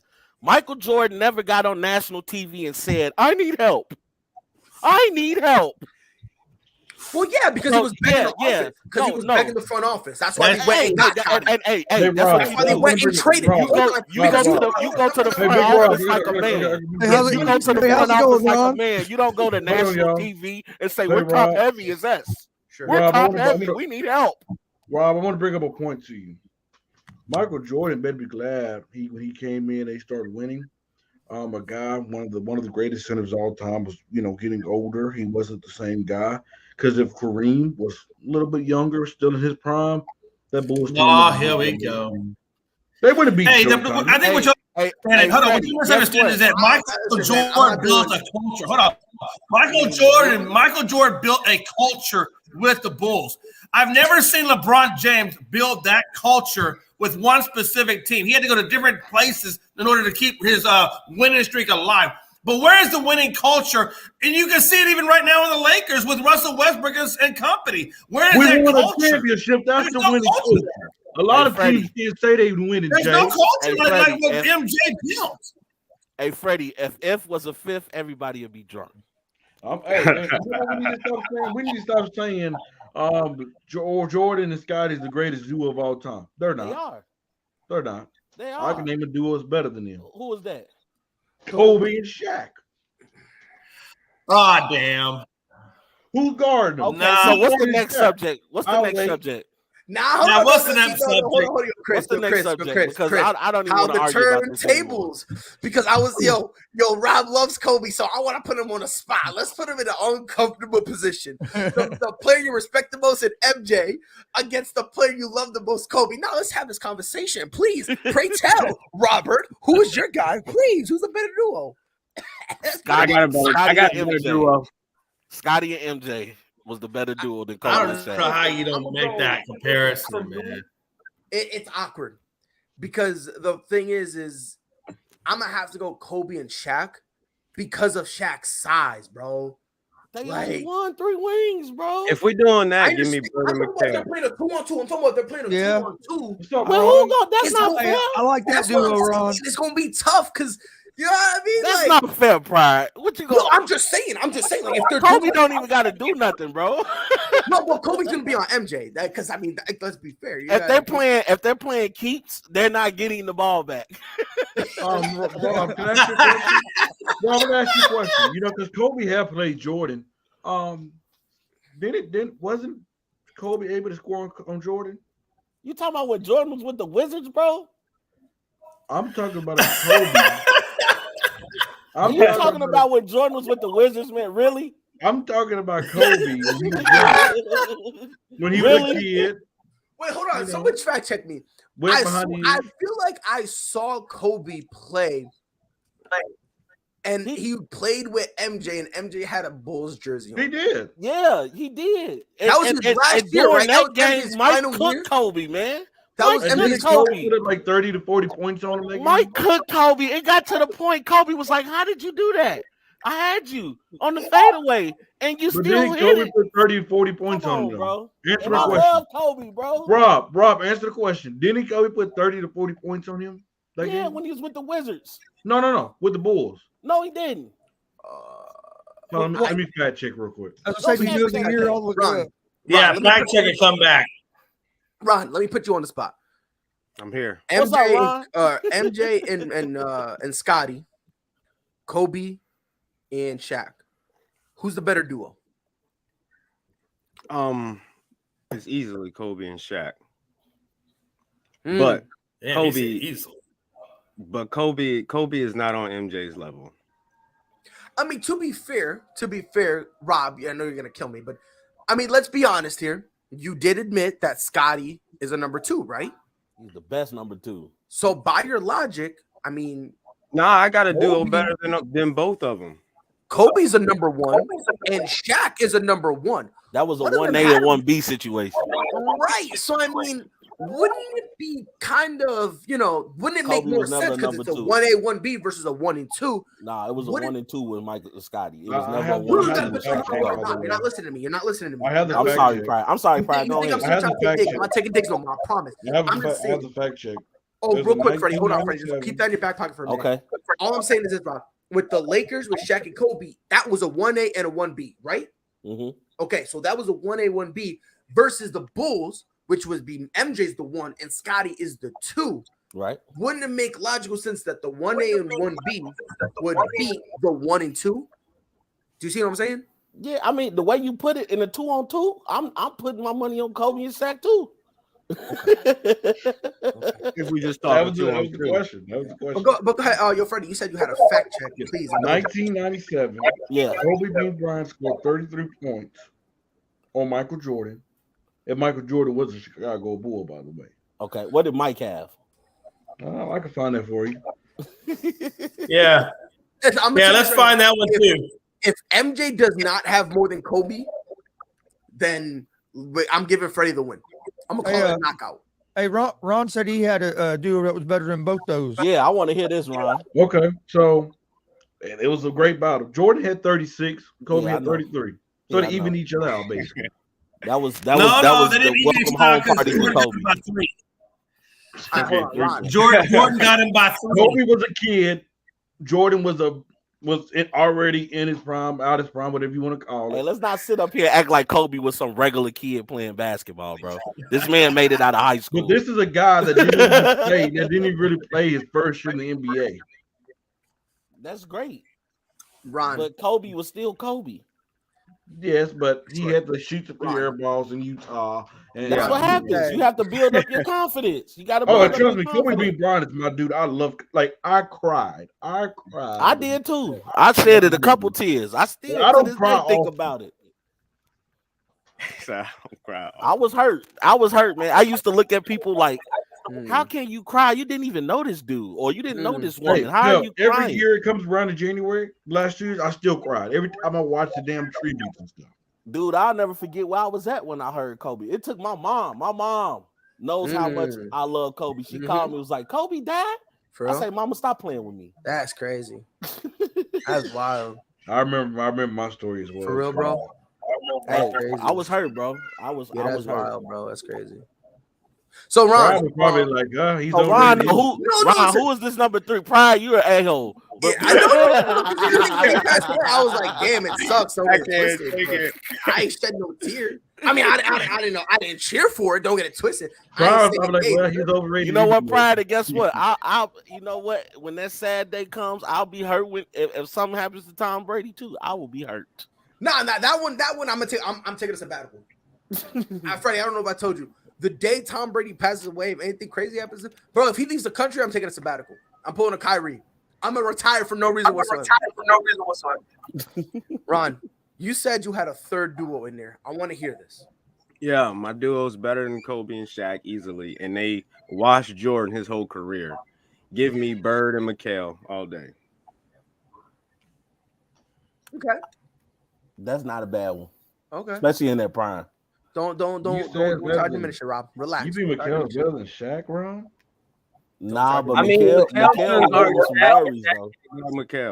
Yeah, if we're gonna be honest, like Shaq would dominate with power, but McHale was fast. People be sleeping on his speed. Now I'm gonna say this, Ron. I'm gonna tell you this. I would take Kobe over Bird, and I'm gonna tell you why. Not offensively. I think Kobe was a better defensive player than Bird. Bro, don't sell Kobe short. I'll take him offensively over Bird too. Yeah, hey, they're gonna definitely score. They're definitely gonna battle on that end. Listen, y'all. Kobe is one of the greatest scorers that the game has ever seen. I mean, bro, just think about look how many points Kobe has compared to Larry Bird. Come on, man. Larry Bird had the secret sauce. He wasn't worried about scoring. He was worried about winning. You. God. Larry Bird could have put up scoring like crazy. He usually did. Larry Bird was just always doing threes. He was a complete player. Thank you. He really was. He didn't have to average 30 because he didn't have to mask any other deficiencies he had offensively. He could literally do it all offensively, which is why you don't see him averaging 30, 35 points. He literally had like 4 Hall of Famers on his team. And Hall of Fame coaches. Hall of Famers is a knock? Okay. That's crazy. So could Kobe. Where was Kobe? So first, it's a team thing. Now we're going to knock him for having a good team. I'm not knocking him for having a good team, but you're saying he got all of these deficiencies covered up. Yeah, it's easy to hide those deficiencies when you have a great team. That was the Bird effect. He made them Hall of Famers. Thank you. But what was Kobe's weakness on offense? I'm still confused on the part. 3-point shooting. Selfishness. No, he went to stop shooting. No, right from that time of era, he was actually an average 3-point shooter. You know, I mean, of course, the percentage went way high now because he shoot higher volumes now, Pride. So I'm waiting. Kobe's selfish weakness was selfishness, ball movement. Oh, so he's selfish, but he's top 5 in shooting guards with assists. Okay, what's the next one? Top 5 with who? With what position? In the shooting guard position, he's top 5 in assists. Can you do me a favor? Who's the all-time leader in shooting guards and assists? Of shooting guards and assists? Yes. Was it Jerry West? Thank you for coming to my TED Talk. I'm asking you a question. Who was it? Fred, you brought it up. You brought it up. You say he's top 5 in shooting guards, right? In assists, right? Right? That's what I said. But I don't remember. Okay, then. So who's the 5 then? Don't bring up half evidence. Nah, homie. Who is the process? The hell you asked want to come check me? You probably don't know. Want to bring it up? No. You want to bring it up? You want to bring it up? It's your job to defend yourself. No, it's not my job. I said what I said. It's your job to find out if I'm telling the truth or not. If you get your job. Y'all hostile this morning, Lord. If you get the evidence, don't bring it up. It's Clyde Drexler. I have, ladies and gentlemen, I have. Wait, Ron got the list. Ladies and gentlemen, I have the list, and Kobe's outside of the top 10, Freddie. I'm sorry. What, an assist? Yes. It's James Harden, James Harden, Reggie Theus, AI, Clyde Drexler, D-Wade, Michael Jordan, Eddie Johnson, Richie Gurry, Jeff Hornacek, Alvin Robertson, then Kobe at 4.8. No, sir. Your list is wrong, sir. Let me. How about this? I can send you mine. Freddie, check the year your thing was put up, and then Ron, check what year your thing was put up. All right. Because it could be a possibility, Freddie, that one of y'all have it could be Freddie. You got like a recent one, and Ron could potentially have one when Kobe was playing like an older one. You know what I mean? But this is what mine says. Mine says Drexler with 61,000. Kobe. Oh, well, let me give the actual number. Drexler. Oh, yeah, we're doing total. Number 2. Oh, thank you. Number 2. Cold. And guess what? He would have been number 1. He would have tied number 1 with 3 more assists. Yeah, 4 more for first all time. Yep. Hornacek was 3rd. So say this guy's selfish. Wade 4, Jordan 5. There we go. Next, so what else makes him different? I'm just want to go down. So what's our other topics, ladies? I mean, gents. Oh, okay. Then I dropped. Hey, Ron, I'm sorry. Freddie, we're not going to come out here and act like there was games when Kobe's team was trash, and he was like, "I'm not passing the ball. I'm just coming out here and being Kobe." Ron, I will address that on another show, my brother. I have much love for you, but at this point, I gotta drop the mic. 4.6. These are just some of his average assists per game during his prime. Interesting. I gotta just drop the mic. It's just adorable how you brought up shooting guards when most of these quote 2 guards aren't known for passing. Well, I think that's adorable. But by the way, you said Clyde Drexler, and you tried to make it seem like only 3 more assists. Did you know he played even more games than Clyde Drexler? Pride, why are you talking? My bad, Pride. But you know what? Yeah, Pride, for a guy to be called a ball hog, a guy that don't shoot or make his teammates better, that's very incredible to know. Freddie said he's dropping the mic. Freddie, you got it, coach. You got it, Freddie. I think that's very impressive for a guy they say is very selfish to be number 2 on that list. Bar set that low. The bar is set that low. No, because his job isn't to get assists. He's not a point guard. He's a shooting guard.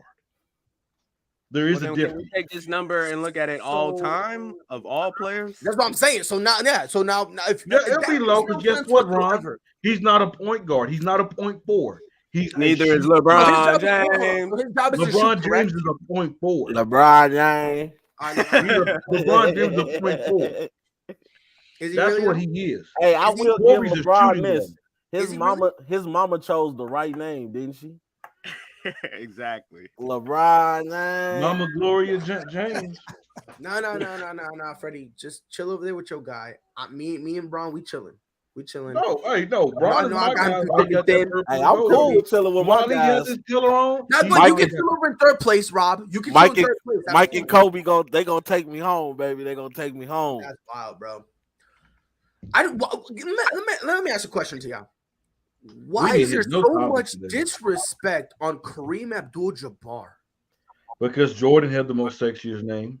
He has a Jordan brand. He has the shoes. No, Freddie. Don't do that because you disrespect him too. Freddie, you disrespect him too, so I don't want to hear it. No, I do not disrespect him. No, I do not disrespect him. No, I do not. Kareem Abdul-Jabbar. I do that because people like Jay McLovin and people like Rob that makes Jordan feel like he's on this high pedestal, and that's why I come at Jordan the way I do. I'm being honest. And you know what? And you're right. I get it to an extent. But even I conceded, I agree that Jordan at worst is a top 3 player at worst. I say number 4. See, you're out of your mind. Yeah, to you, I am. No, because this is the top 3 and this is my litmus test. If you disagree, you're a lost cause. MJ, Bron, Kareem. That's the top 3. That's the top 3 for me. If your top 3 is not like that, it's just what's your top 3? Child. Well, you know what it is. I don't think it's disrespectful. At least for me, I'll only speak for myself. I know about Kareem, but I've never, you know what I'm saying? I didn't study Kareem like I've studied these players that I talk about. So it's a little biasness in there, but I can't deny it based off the numbers, based off what Kareem has done. That guy is a monster.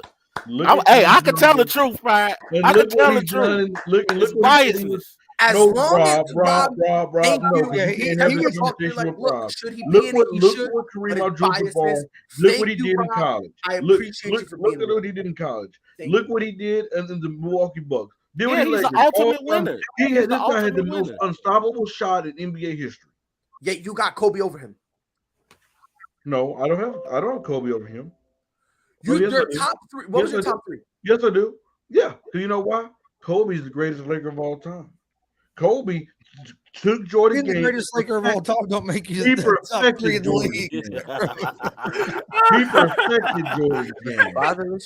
Lakers. You say he perfected Jordan's game? Okay, Freddie. I was with you. For by the way, I do agree with Pride's list. Pride's got a good list there. He was more efficient. Yeah, you're on point, Pride. Wait a minute. Hold on. You said Kobe Bryant was more efficient than Michael Jeffrey Jordan? He can shoot better than Jordan. Y'all gonna make me say Michael Jordan's full government name, bro. I'm gonna be an MJ fanboy for a minute. Hey, I'm gonna say this: his mindset was better than Jordan's. Wait, what? Oh hell no! I'm sorry. Kobe copied everything Michael did, from the way he walked, from the way he shoot, bro. Guess what? He did it better, Rob. Guess what, Rob? When he chewed that gum, he chewed it better. He wore it better. He did it better. Freddie, let me ask you a question, Freddie. Let me ask you one question. Come on. And Kobe didn't have to go real quick, Freddie. I promise I'm gonna let you go back on your whole thing. Are you being serious or are you trolling? I need to know which road I need to take with you right now. You're muted. I'm being dead ass serious. Oh, hello, everybody. Welcome to the Freddie Embiid Show, the ultimate troll, because he can't be serious. Hey, listen, and Kobe is the smartest. I just want to say that the viewpoints of Freddie Henderson do not necessarily represent that of ASAP. I'm gonna tell you what Kobe did. Kobe would get the referee book. He would get the book, and he studied it to see what he can get away with and what he can't, and he took this for his advantage. Name a player that's doing that, man. There's not a player out there doing that, bro. But LeBron doesn't read the book because he's just rewriting it. The game, but that's about as far. No, Kobe don't read it. You know, LeBron don't read a book. Every time you see him read a book, he's always on that first page. He's always on the first page. He's always. But isn't he your goat? Hold on, isn't he your goat? Bro, you know you see him always on that first page. Hold on, real quick. Hold on, real quick. I just think 44.7. 49.7. Which is higher? What are you talking about? I'm not answering that question until I know what it is. Okay, fine. It doesn't matter. 49.7 is higher. 49.7 is higher, correct? Okay. I was informed and told by Freddie that Kobe was more efficient. Kobe doesn't even shoot 45% from his career. MJ almost no pride. That's one thing you're not going to do. That's not what you're going to. I'm going to continue. So from the field. And I'm going to continue as well. Go to Michael Jordan's prime and Kobe's prime. 32.9 for Kobe. Go to 32.7 for MJ. So go to the prime. Kobe is about 0.2. He's about 0.2 more efficient from the 3-point line. For free throws, MJ 83.5%, and Kobe 83.7%. So again, another 0.2, so slightly more efficient. So if you get all of that and combine it, if you get all their efficiency, Michael Jordan is still a positive net player when it comes to efficiency. Go to Michael Jordan's prime and go to Kobe's prime and tell me what the numbers are. Hey, Fred, here you go. I don't think you had your coffee yet. No, go to the primes and tell me. Yeah. Pull it up. Hey, I think he's been drinking anyway. I think he's drinking, but not coffee. Hey, it's 5 o'clock somewhere. No, hold on. Yo, Freddie, I love how you said that. This is actually something I said. Remember the very first time I was on the show, Freddie? Hey, I like the way you think, Rob. Hold on, real quick. By the way, I can't believe this. We're entering unprecedented waters.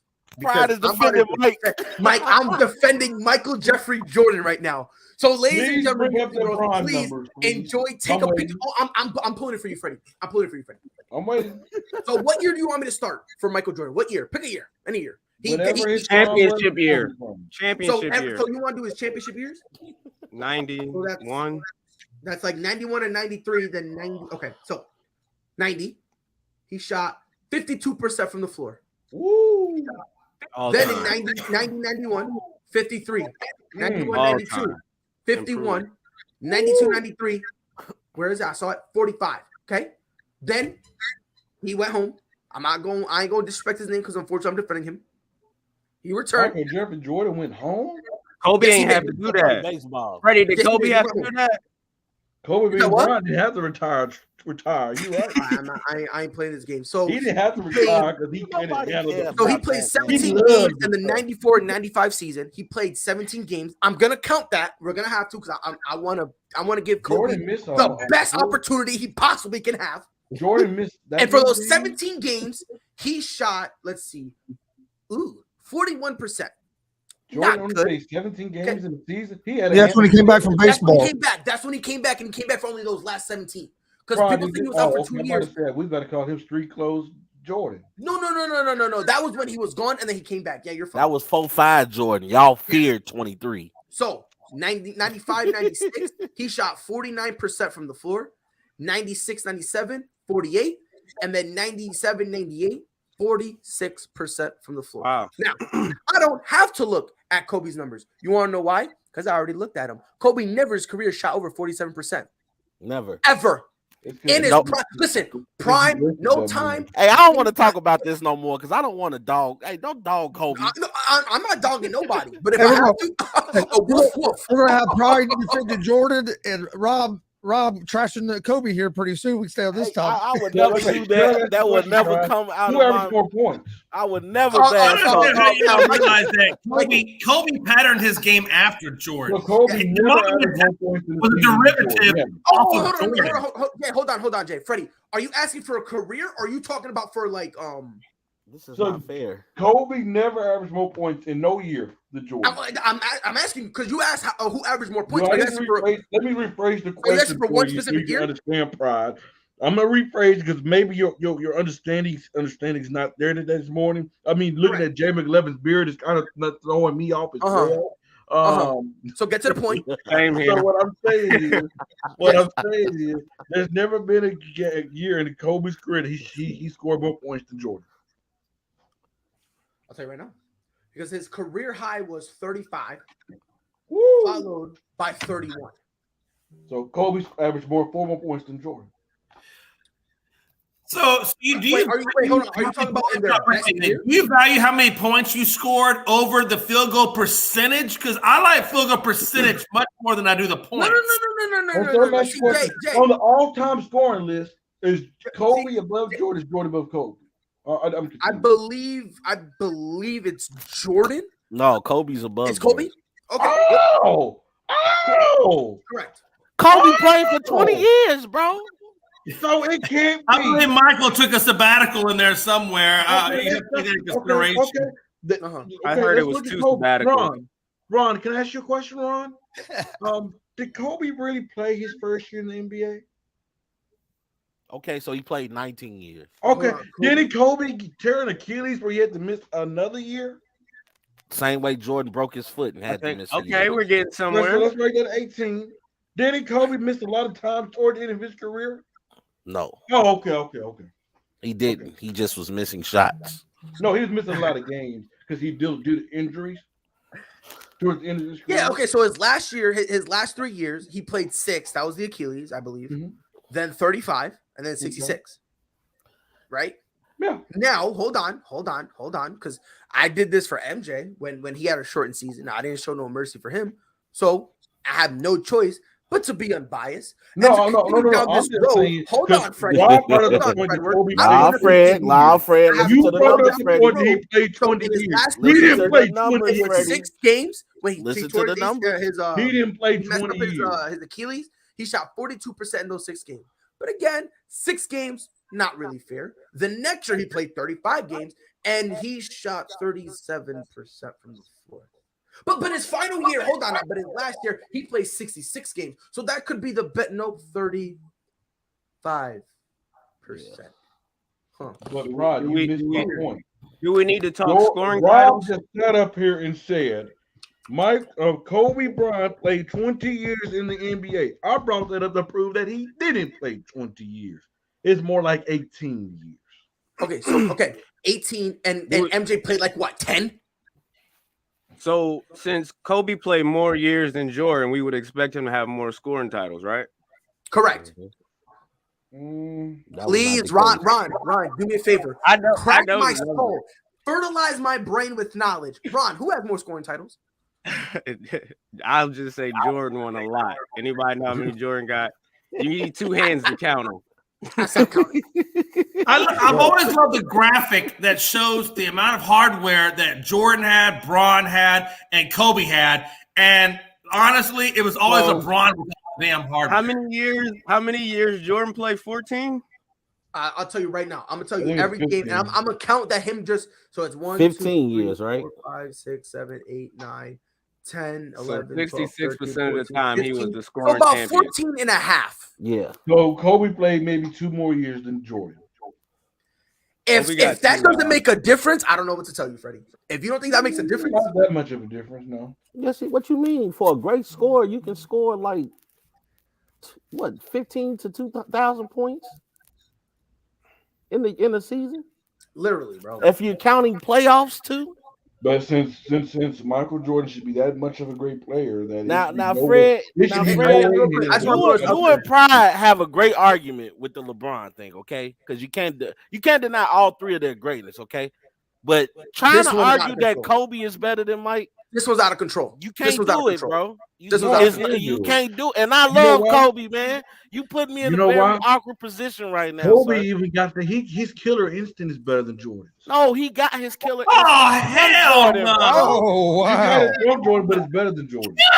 Hey, you know what, Fred? I appreciate the opportunity for being able to be on this network, but if that's how you feel. That's how I feel. That's 100% how I feel, Rob. I love you. I appreciate you being on here. But and keep the foot out. You know what? I gotta make a public announcement to the ASAP Network. This goes to everybody's part of the day. You must get drug tested before you can be a part of this network. We'll play follow the leader, and you go first. Yes, sir. Yes, sir. I understand. I understand where Freddie is coming from. Like, Kobe got a nickname. Like, he is the Black Mamba. We can't disrespect that statement. But Jordan's killer instinct game was like psychological. Like, he's taking his best friends out the ball. Mike got a nickname. Are we that somebody didn't give Jordan a name like Mamba? I mean, was that what it takes these days to have a really good public relations campaign? Hell, I'll give him Jordan. They call him Black Jesus. I forgot to tell you, Jordan had a nickname too. It's called GOAT. Didn't it? No. Did they call Jordan Black Jesus or something? I disagree with that statement. I'm just throwing it out there. I'm gonna continue to defend Michael Jordan, but I just need to make sure I clearly say I disagree with that statement. Because if I let that slide, bro, Rob's gonna be like, "We got him," and no, I ain't falling for that trap, bro. Go ahead, Chris. Larry Bird crowned Jordan had 5 MVPs. Basketball. Yeah, what'd you say, Chris? Kobe only had 1. But Chris, see. Hey, did you hear what Ron said? What Ron say? No, that was Chris. About the MVP. I thought it was Ron that said that about calling Jordan Jesus. I got some breaking news out of the NBA, by the way. Oh, what's that? This is coming from the Portland Trailblazers from Damian Lillard. He's done for. Oh, so they finally admitted that Damian Lillard's out of there. This is his quote from him. I'm loyal to what I believe. I do love living in Portland. I do love playing for this Trailblazers. I know what means something to. He can't talk. I know what means something to me in my heart, and that's winning the championship here.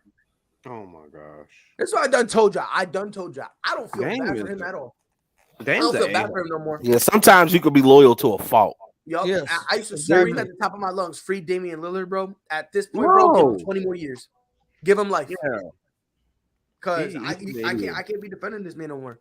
I really can't. Ain't nobody coming to Portland, Dame.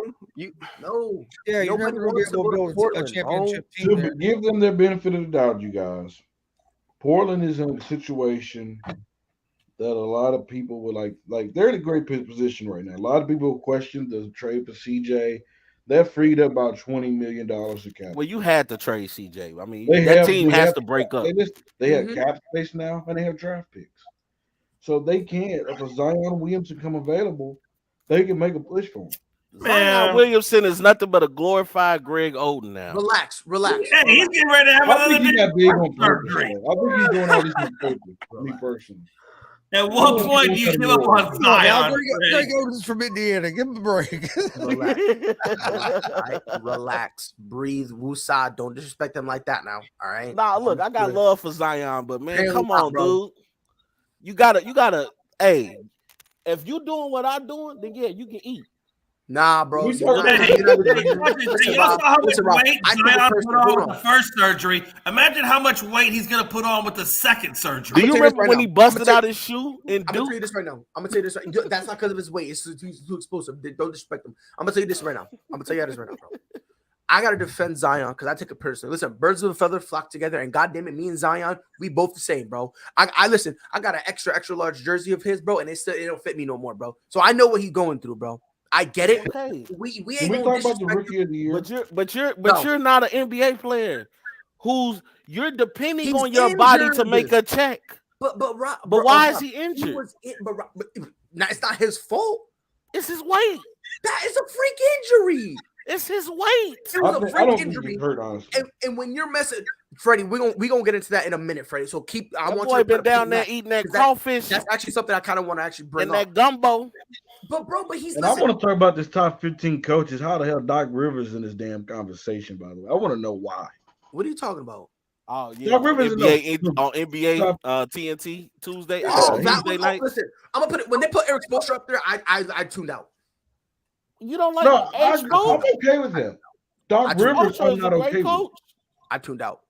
I'm not okay with Doc Rivers. I was all right. I was like, this is the definition of a participation award right here. That's the definition. What has Doc Rivers done in the NBA? Can somebody tell me that, please? What Doc Rivers with the Celtics? Other than the one with the Celtics, what has Doc Rivers done? He's blew like 3-1 leads. I think what it is with Doc threw Ben Simmons under the bus. I'm gonna tell you what it is with Doc Rivers. And by the way, don't even get me started with Ben Simmons, bro. Don't even get me started, bro. No, real talk. I'm about to violate people who are on this network, bro.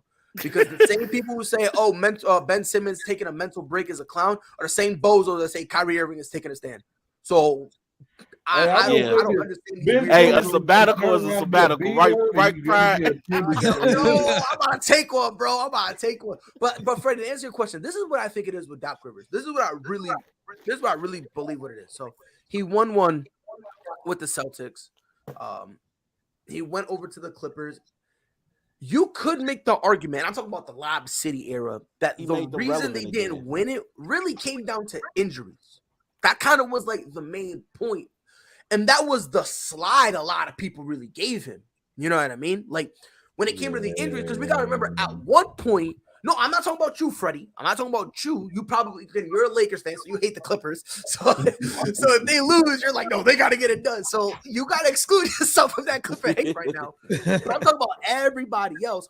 They kind of gave him slightly of a pass. And I'm not going to lie. I gave him somewhat of it because, again, when you're getting to a point where now your best player is your son, Austin Rivers, who at that time was not a starter and you were forced to put him out there because that's all you had, you're screwed.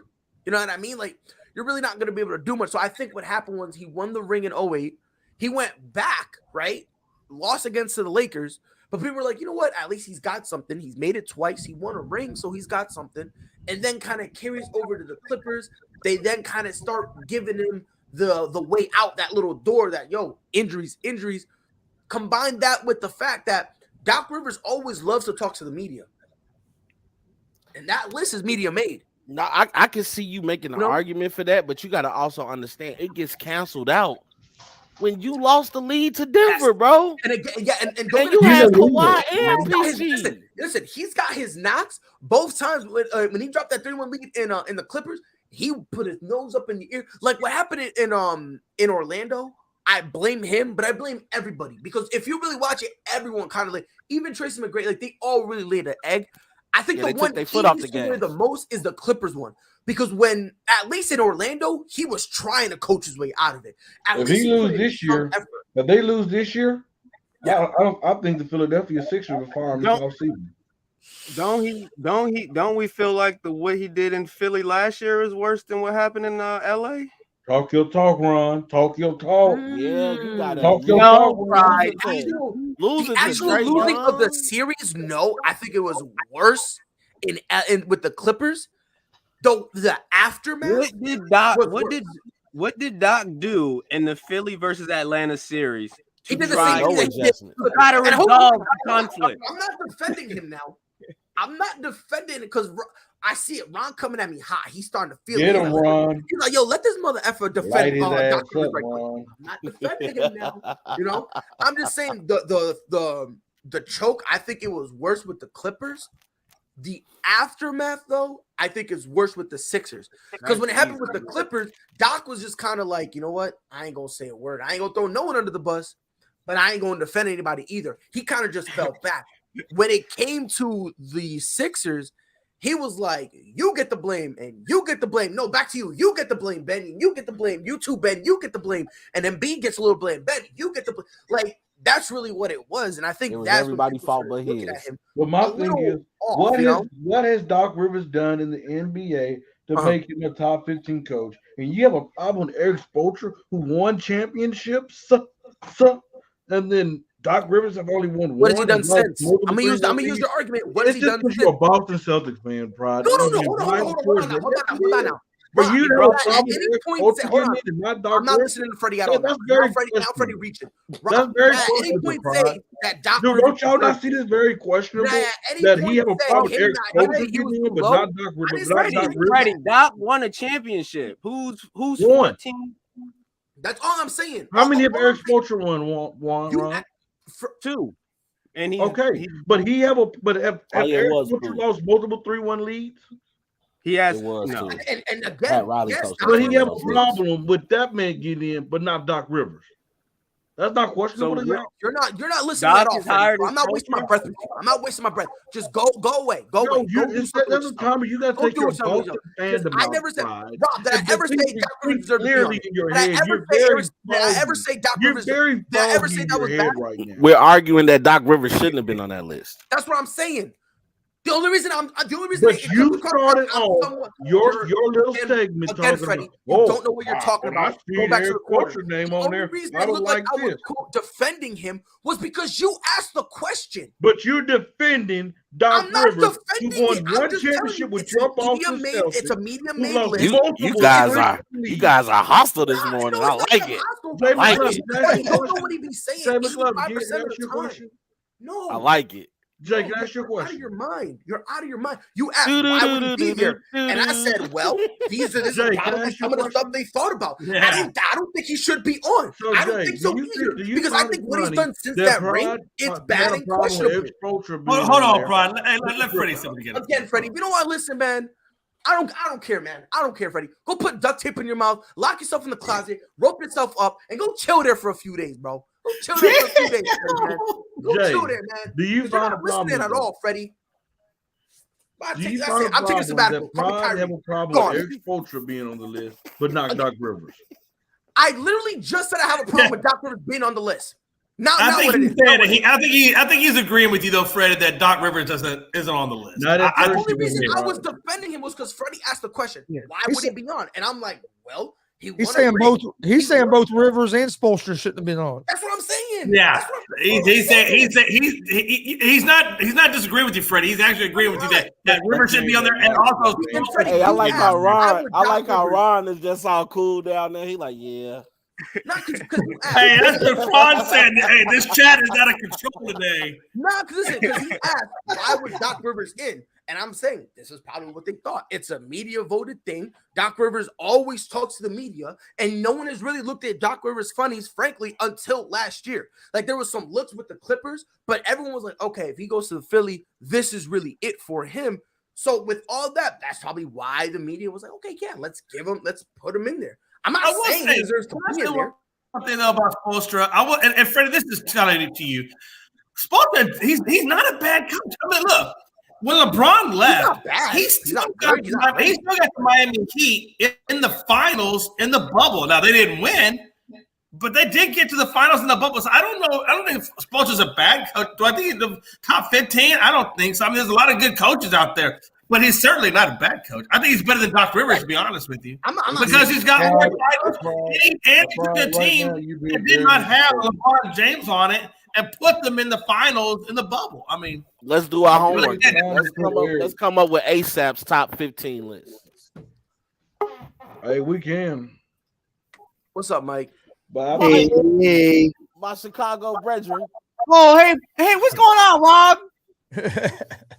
I hope all y'all, everyone except Ron, is having a great morning because the Chicago Bulls are back in first, and we have Tristan Thompson, and you are getting blown out. And then there was silence, my brother. DeMar DeRozan. DeMar DeRozan. Hey, Ron, how's the trade going? How's the trade going? I'm here for the smoke. Oh, despite Philly. The Philly called it a good run. They packed their bags and got ready for All-Star break. So the Celtics got an easy win on us. I mean, the Celtics, who followed that game up by going and losing to Detroit and blowing a 9-game winning streak. Yeah, we lost. No, we lost. And I said if we lose, I'm more comfortable in us losing now because based on how we've been playing lately, I think now we can pick our stuff up quicker than before. This year, we lost one. You knew it was going to be at least 3. Hey, James Harden was out there trying to teach Joel Embiid that step back. So, but I just wanted to throw a dart at Pride. Your Celtics aren't a part of this conversation when it comes to the Bulls versus the Sixers. Oh, so we a part of it? Okay. I mean, yeah. I would, but Mike, to be fair, Mike, we're talking about the top teams of the Eastern Conference right now. To be fair, Mike, when a child is misbehaving, they usually call the legal guardians. So they got to call their father who just punked them. And when cops don't answer, they got to go call uncle. You feel me? Yeah, because like I get that you're trying to hit Pride with the dart because I mean you ain't hitting shots, bro. You ain't hitting shots. So I get it. I get it. After this All-Star break, I hope Chicago got the kicks laced up. Harden's coming back. He's looking prime and ready. Embiid's dominating. Boy, hey, James Harden lost weight, didn't he? He lost weight quick as hell, didn't he? Right. His hamstring, they said his hamstring was perfect. I don't know. 100%.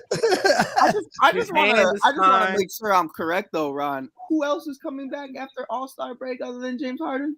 Just James. Just James? Oh, okay. Because I got on my list right here, I got Alex Caruso, Zach LaVine, Lonzo Ball, Patrick Williams, Alex Caruso again, because I had to say it twice. And that's the sad part about it all, bro. They're number one. What's the name of that rookie that y'all got? That boy. Oh, my boy Ayo. Who you talking about? Ayo? Yeah. You gotta put some respect on his name. Freddie. I grew up with that kid. That's crazy. Yo, so Mike, I don't know if you heard it, Mike. Freddie says that Kobe's better than I heard somebody yelling, bro. I have no idea, bro. With that information as you will, homie. He said what? You said what, Freddie? Kobe's better than Jordan. Yep. Let's not go down that route again. He said Kobe's better than Jordan. March 7th, Mike. Let's lock it in. Bulls, Sixers in about 2 weeks. right after the All-Star break. That's a W for Chicago. Yeah, it really depends. Like Philly's got their number all year. I'll be honest with y'all. We're at home after back-to-back against Miami. We gonna get in them draws. We gonna dominate. You know what? I think Drummond was a bad loss for y'all. He's the best backup center in the NBA. Easily. I think Drummond was a horrible loss for Philly. I think it was a bad one. That hurt. I'm not gonna let slide to what Freddie may or may not have said. Sir, what did you say? Mike, we're not getting there because we have not taken one topic on our list today. We're going to talk about topics. What did you say? He said Kobe's better than him. He said Kobe was the best NBA player of all time. Yeah, oh Lord Jesus, here we go again. Flop like a fish out of water though. So Part 2, baby. Part 2.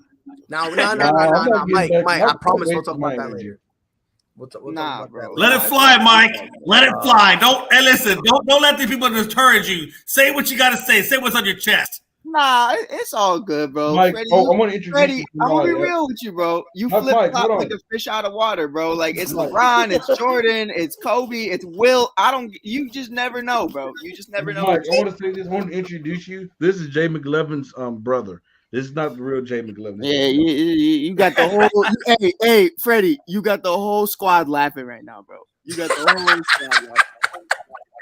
Yo, Freddie. Hey, Mike, how you like that GOAT performance last night? I thought Russ called game, but I don't know. LeBron James in the fourth quarter. Oh my gosh. 15 points. You knew it was real when he was out there giving high fives to Aaron Donald. Pride. Oh, Petty Mike. I feel it. So, are we gonna talk about things that happened last night? Uh-oh. Are we gonna talk about things that happened? The chosen. AD is back. AD is back. No. Michael. I'm gonna pull you backstage, Mike. He's gone for 2 weeks now, but he'll be back.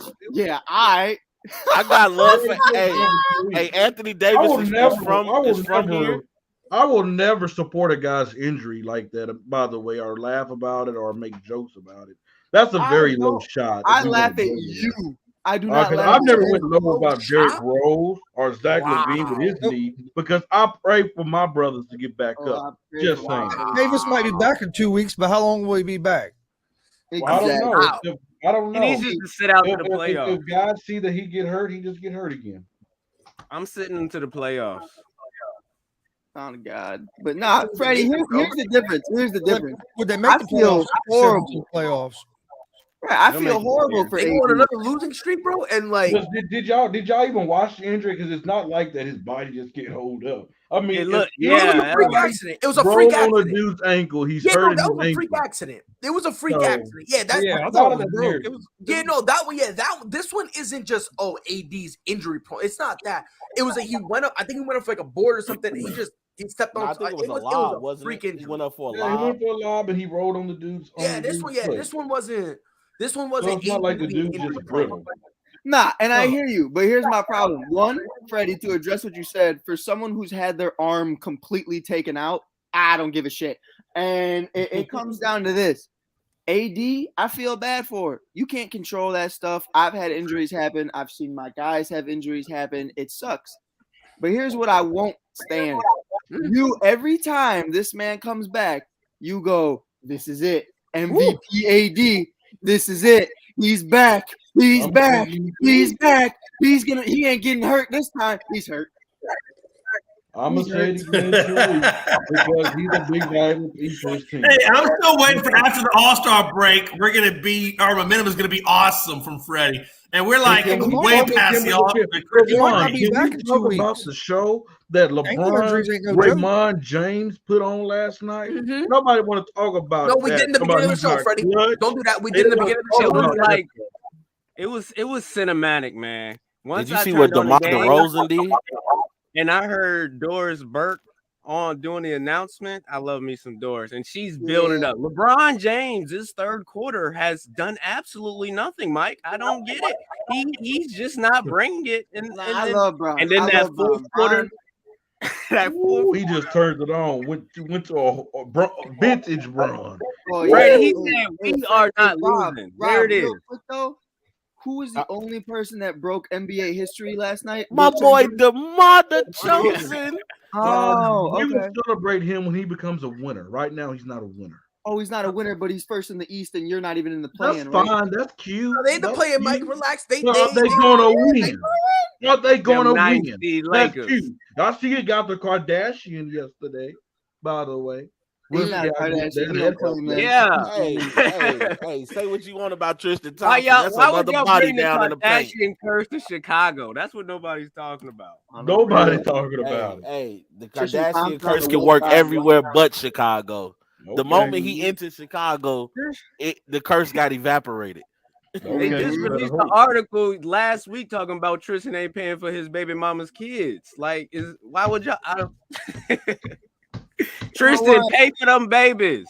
You know what, Ron? And I hear you, but as long as he's grabbing boards, it ain't my business. Okay. You better hope that's all he grabbing.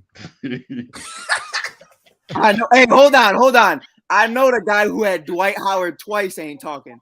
Hey, Dwight Howard the second time won us the championship, so hey, I am. I know, but that's what you said. As well, long I as am he's talking. until so that Kardashian curse gives you one of these on that finger. So he gave you a ring. He gave you a ring and grabbed Ron. So you're married. Ron, right? Jay, Chris. The Bulls have a little success, and all of a sudden, these Bulls fans get intoxicated, bro. They might be worse. Hey, Pride, do you know how long we had to wait for this success? Come on, man. Give us our just due. I know you was excited when Kyrie, left and they finally started to. Oh, when he left? Oh, I was happy. I was like, oh, don't do me like that, daddy.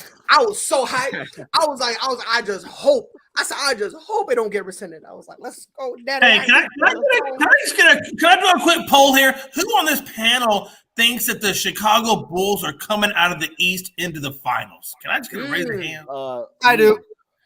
First round exit. Okay, that's cool. You got James Harden and both of them going to tear their ankles. Hey, bullshit. Chicago should be scared because Joel, they can't stop. They don't have an answer for Joel Embiid. If you think the Kardashians, I think that's the answer. I think that is the answer. And you know what, Ron? You might call me crazy, Pride. I said it when they got James. I said that's the answer to stop Joel Embiid because now Joel Embiid's not going to be able to dominate by himself because James is going to demand the ball. And just watch. We said that was Brooklyn's big three, but James Harden was the one that's willing to sacrifice. I got a hot take. I didn't say James. We want to know what's in Pride's glass. That them being together, I don't see Joel being able to take a backseat role. I think it's going to be a problem. Who said it's going to be Embiid to take the Stop snitching! It's not. Stop snitching! God damn, man. I'm hot. Robert Roberto. All right, relax. Stop snitching, Jay. Stop laughing. Don't encourage me either.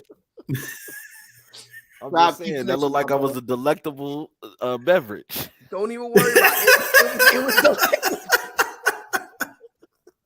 Keep snitching, my brother. Hey, Pride said hell with it, man. I'm done. I ain't mad at you, bro. Hey, look, salute. Yo, I hate you. I can't stand you, Rob. I'm calling you Robert now. You got me tearing It's up. 5 o'clock somewhere. Can I get a glass? Ron, don't.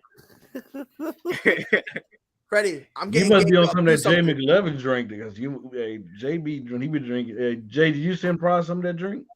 Did you? Hey, listen, man. I don't know Pride can handle that. Let me just say something real quick. Look, with the statements Freddie been making today, I want to know what's in his cup. I know, right? Hey, you know he's got no. It might not be in a cup at this point, Rob. It might be some of this. You know what I'm saying? It's both. It's both. Right? He up. He up. But I want to touch something on Mike said though, because honestly, that is actually a very interesting point. I'm ready. To stop Joel Embiid, they actually kind of did that when they got James. Because remember what was the problem with James Harden leaving Brooklyn? He wanted more ISO plays for himself. Dribble. I don't think that's why he left Brooklyn. Yeah, it was one of the. Here's what we do every time, Freddie. I understand that's why you don't think he left, but he's publicly said this. Yeah, that's what I'm saying. That's what he publicly said. But oh my God! So I'm just Irving was not a reason why. And Freddie, if you let me finish, I was going to continue. I'm saying there was a concoction of reasons. Okay, thank you. He never vibed with Steve Nash. The whole Kevin Durant's injury also kind of rubbed him the wrong way because he's like now I'm just here. The whole Kyrie situation, everything. It really was a concoction.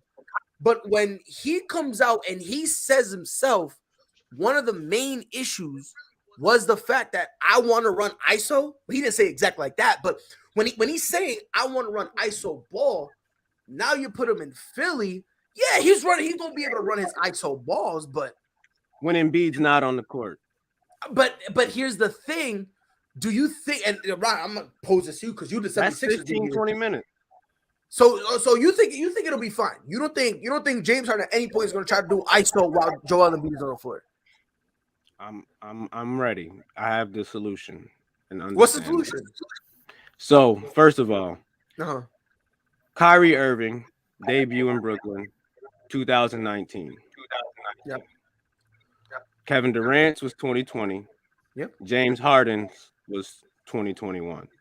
Yep. James Harden played 80 games in Brooklyn, and Kyrie beat him by 7 games. So they've been there 2 years, 1 year, and James Harden has played as many games as them. Okay. James Harden doesn't want to be accountable. And it comes down that he's the only one playing on the Nets. He's the only one showing up. He's the only one doing everything, and everybody's looking and pointing at him. This is some bull. I'm 33, I think. This isn't what I signed up for. They played 16 total games together. Mm-hmm. James Harden ain't feeling that. So are you defending him wanting out though for that reason? I would. Hell yeah. Well, I no, he deserves blame. I'm not defending him wanting out. I'm defending his. He didn't sign up for a guy that want to be a damn part-time player. I'm gonna tell you why. No. He's the ultimate quitter. Again, I understand the whole Kyrie thing, and I'm not defending that. But when you, as James Harden, is having your most inconsistent year to date, you need to wear some of that responsibility. You know why? When you're on the, you know why, Prod? You know why? That's one thing. Prod, do you know why? I'm gonna tell you why. It's because when you have that big three, somebody had to sacrifice. And who was it? It was James Harden. He said, I ain't gonna put up no 30-point triple doubles no more. If I can average 25 points and give you 8 to 9 assists and be the point guard to help this team win, because you have a bonehead playing Kyrie Irving who don't want to be dependable, who don't want to play every game. He want to take off nights. We don't. Hey, God, James Harden, he changed his game for this team to win. Kyrie Irving did not do what's best for this team. Kevin Durant dealing with injury. So guess what? Things changed. Great point, Freddie. Let me know when you're done. Let me know when you're done. So we're excusing people for wanting to quit in the middle of the season now? Is that what we come to? It's okay to do that? And again, I'm not defending Kyrie at all. Don't get it twisted. I'm not defending Kyrie, but again, when James Harden this year, he's shooting 41% from the floor. Top 3 in turnovers. Like you know what I mean? Like let's be honest here. His performance has warranted criticism. For every game he'll ball, he's looking like Paul George in the playoffs. He'll have one great James game Harden and then 2 poo-poos, bro. That's all I'm saying. It was James Harden. Again, Freddie. Again, it was Kyrie Irving. It was not Kyrie Irving. Rob, notice how he's not addressing the point. It's not him. Notice how he's not addressing the point, Rob. Notice how he's not addressing the point. What's the point? The point is, James Harden is mad that people are criticizing him when the guy is shooting 41% from the floor. But guess what, Pride? He's the only one available. Not all. He's the only one available, Pride. So that's why he's mad. I watched Bron in Cleveland for 10 years by himself. He didn't shoot 40%. I'm not even gonna say that. I'm not even LeBron was 23 years old. LeBron been by himself all year this year. I'm not even going to touch that. I'm not even going to touch on that point. Well, then how are you going to compare it? But no, because this is what I'm saying, Freddie. Because you're saying he's mad about everyone blaming him. No, I didn't say that. You said that. I said James Harden has been the only one in Brooklyn showing up every night. He's been the only star out of the three that's been available for most of the time. Kevin Durant's been dealing injury. Kyrie Irving been taking nights off, party with his family, doing all that bull crap. He even is quoted as saying, "I'll take the vaccine and stab Kyrie in the ass if I got to." He was frustrated. But we do have to acknowledge that he is a quitter, though. However, he will not be able to do that or have those same habitual line steps in Philly, because if he does it again, he'll never get a big check. This is his last opportunity just to transition to Philly. Check anyway, why is it going to work? Do you think that him and Joel Embiid will mesh on the court together? If he does in Philly what he did in Brooklyn and in Houston, nobody's paying James Harden. Well, but Ron, he's not going to get paid big anyway because he's 32. He's got like what this year and one more year after this. I disagree with that, man. If he wins the championship, Philly will have to pay him to start. First of all, Ron, Freddie, I'm not saying, and real quick, Freddie, if he does it again, I'm not saying he'll get a veteran minimum. That's not what I'm saying. Okay. I'm just saying that max contract. He's not going to get a max. What was Mike about to say? He'll get something respectable. He'll get something respectable. Right. Did you see what I sent you too, Ron? It was so basically Philly sent them out the paperwork and they said, hey, sign this option so you could remain with the team for the next 2 years. And James handed it in late. So now he can be a free agent at the end of the year. So he signed it, but he handed it in quote unquote late. So now he will be a free agent. Does that bother you? The way it came across to me is he doesn't have a manager. He doesn't have anybody. He does his own thing since Rob Pelinka started working for the Lakers. So I thought that was I didn't think it was a shot at him not wanting to stay in Philly. He wants to be with his general manager. I don't think he wants to go anywhere else. Right. I don't know, bro. One thing I remember, Philadelphia, the fans of Philadelphia, he comes out there and half-ass it, that fan base is going to eat him alive. He can't go out there and just, go with the motion. Like, he got to give it his all. The city of Philadelphia, especially coming down out after this Ben Simmons crap, James Harden know he got to come down there and ball.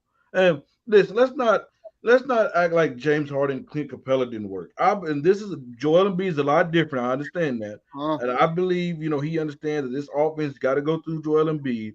They'll find a way to make it work. If he's willing to say Kevin Durant and Kyrie Irving, he'll do the same thing now. We're coming for that number 1 seed, Mike. Y'all better enjoy it. Enjoy it while it lasts. Keep climbing, my boy. Keep climbing. Do you remember like last month when I said, okay, the Chicago Bulls are about to have the opportunity to prove to us if they are real? I think they played Golden State, the Nets, and the Mavericks, and they lost all 3 games. After a 9-game winning streak and everybody got injured, that's crazy. Like, Ron, don't worry, they got the Kardashian to stop Joel Embiid. So. But it's crazy because it's the same narrative to where Ron will lose to the Pistons and say, "Oh, that's okay because All-Star breaks here." So that's frosting. Next week after the All-Star break, Philly got Cavaliers, Heat, Bulls, Nets, all back to back, 4 games in a row. That's crazy. They gonna win all 4 of those games. I will put. But I mean, we'll be watching. 76ers? Yep. Cavaliers don't want no smoke. Embiid. But Ron, can I ask you something? The other night you played the Cavaliers and you lost 103. No, we beat the Cavaliers. Fact check that. I don't know, bro. Fact check that. We dominated them. So let me ask you though, Ron. Let me ask you. How do you see James Harden and Joel Embiid meshing? Who's 1? Who's 2? Joel Embiid's 1. This is Joel Embiid. His name is Trust the Process. We just talked about, though, how James wants to be 1. No, Harden. He won't be number 1.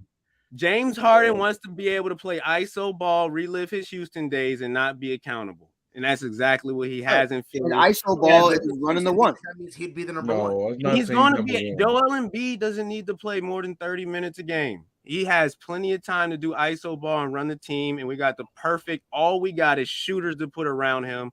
Doc's going to be able to put it out because we got a veteran coach that loves to blow leads. but he's great at putting the system together. He's gonna set it all up, line up the minutes perfectly, and stagger it.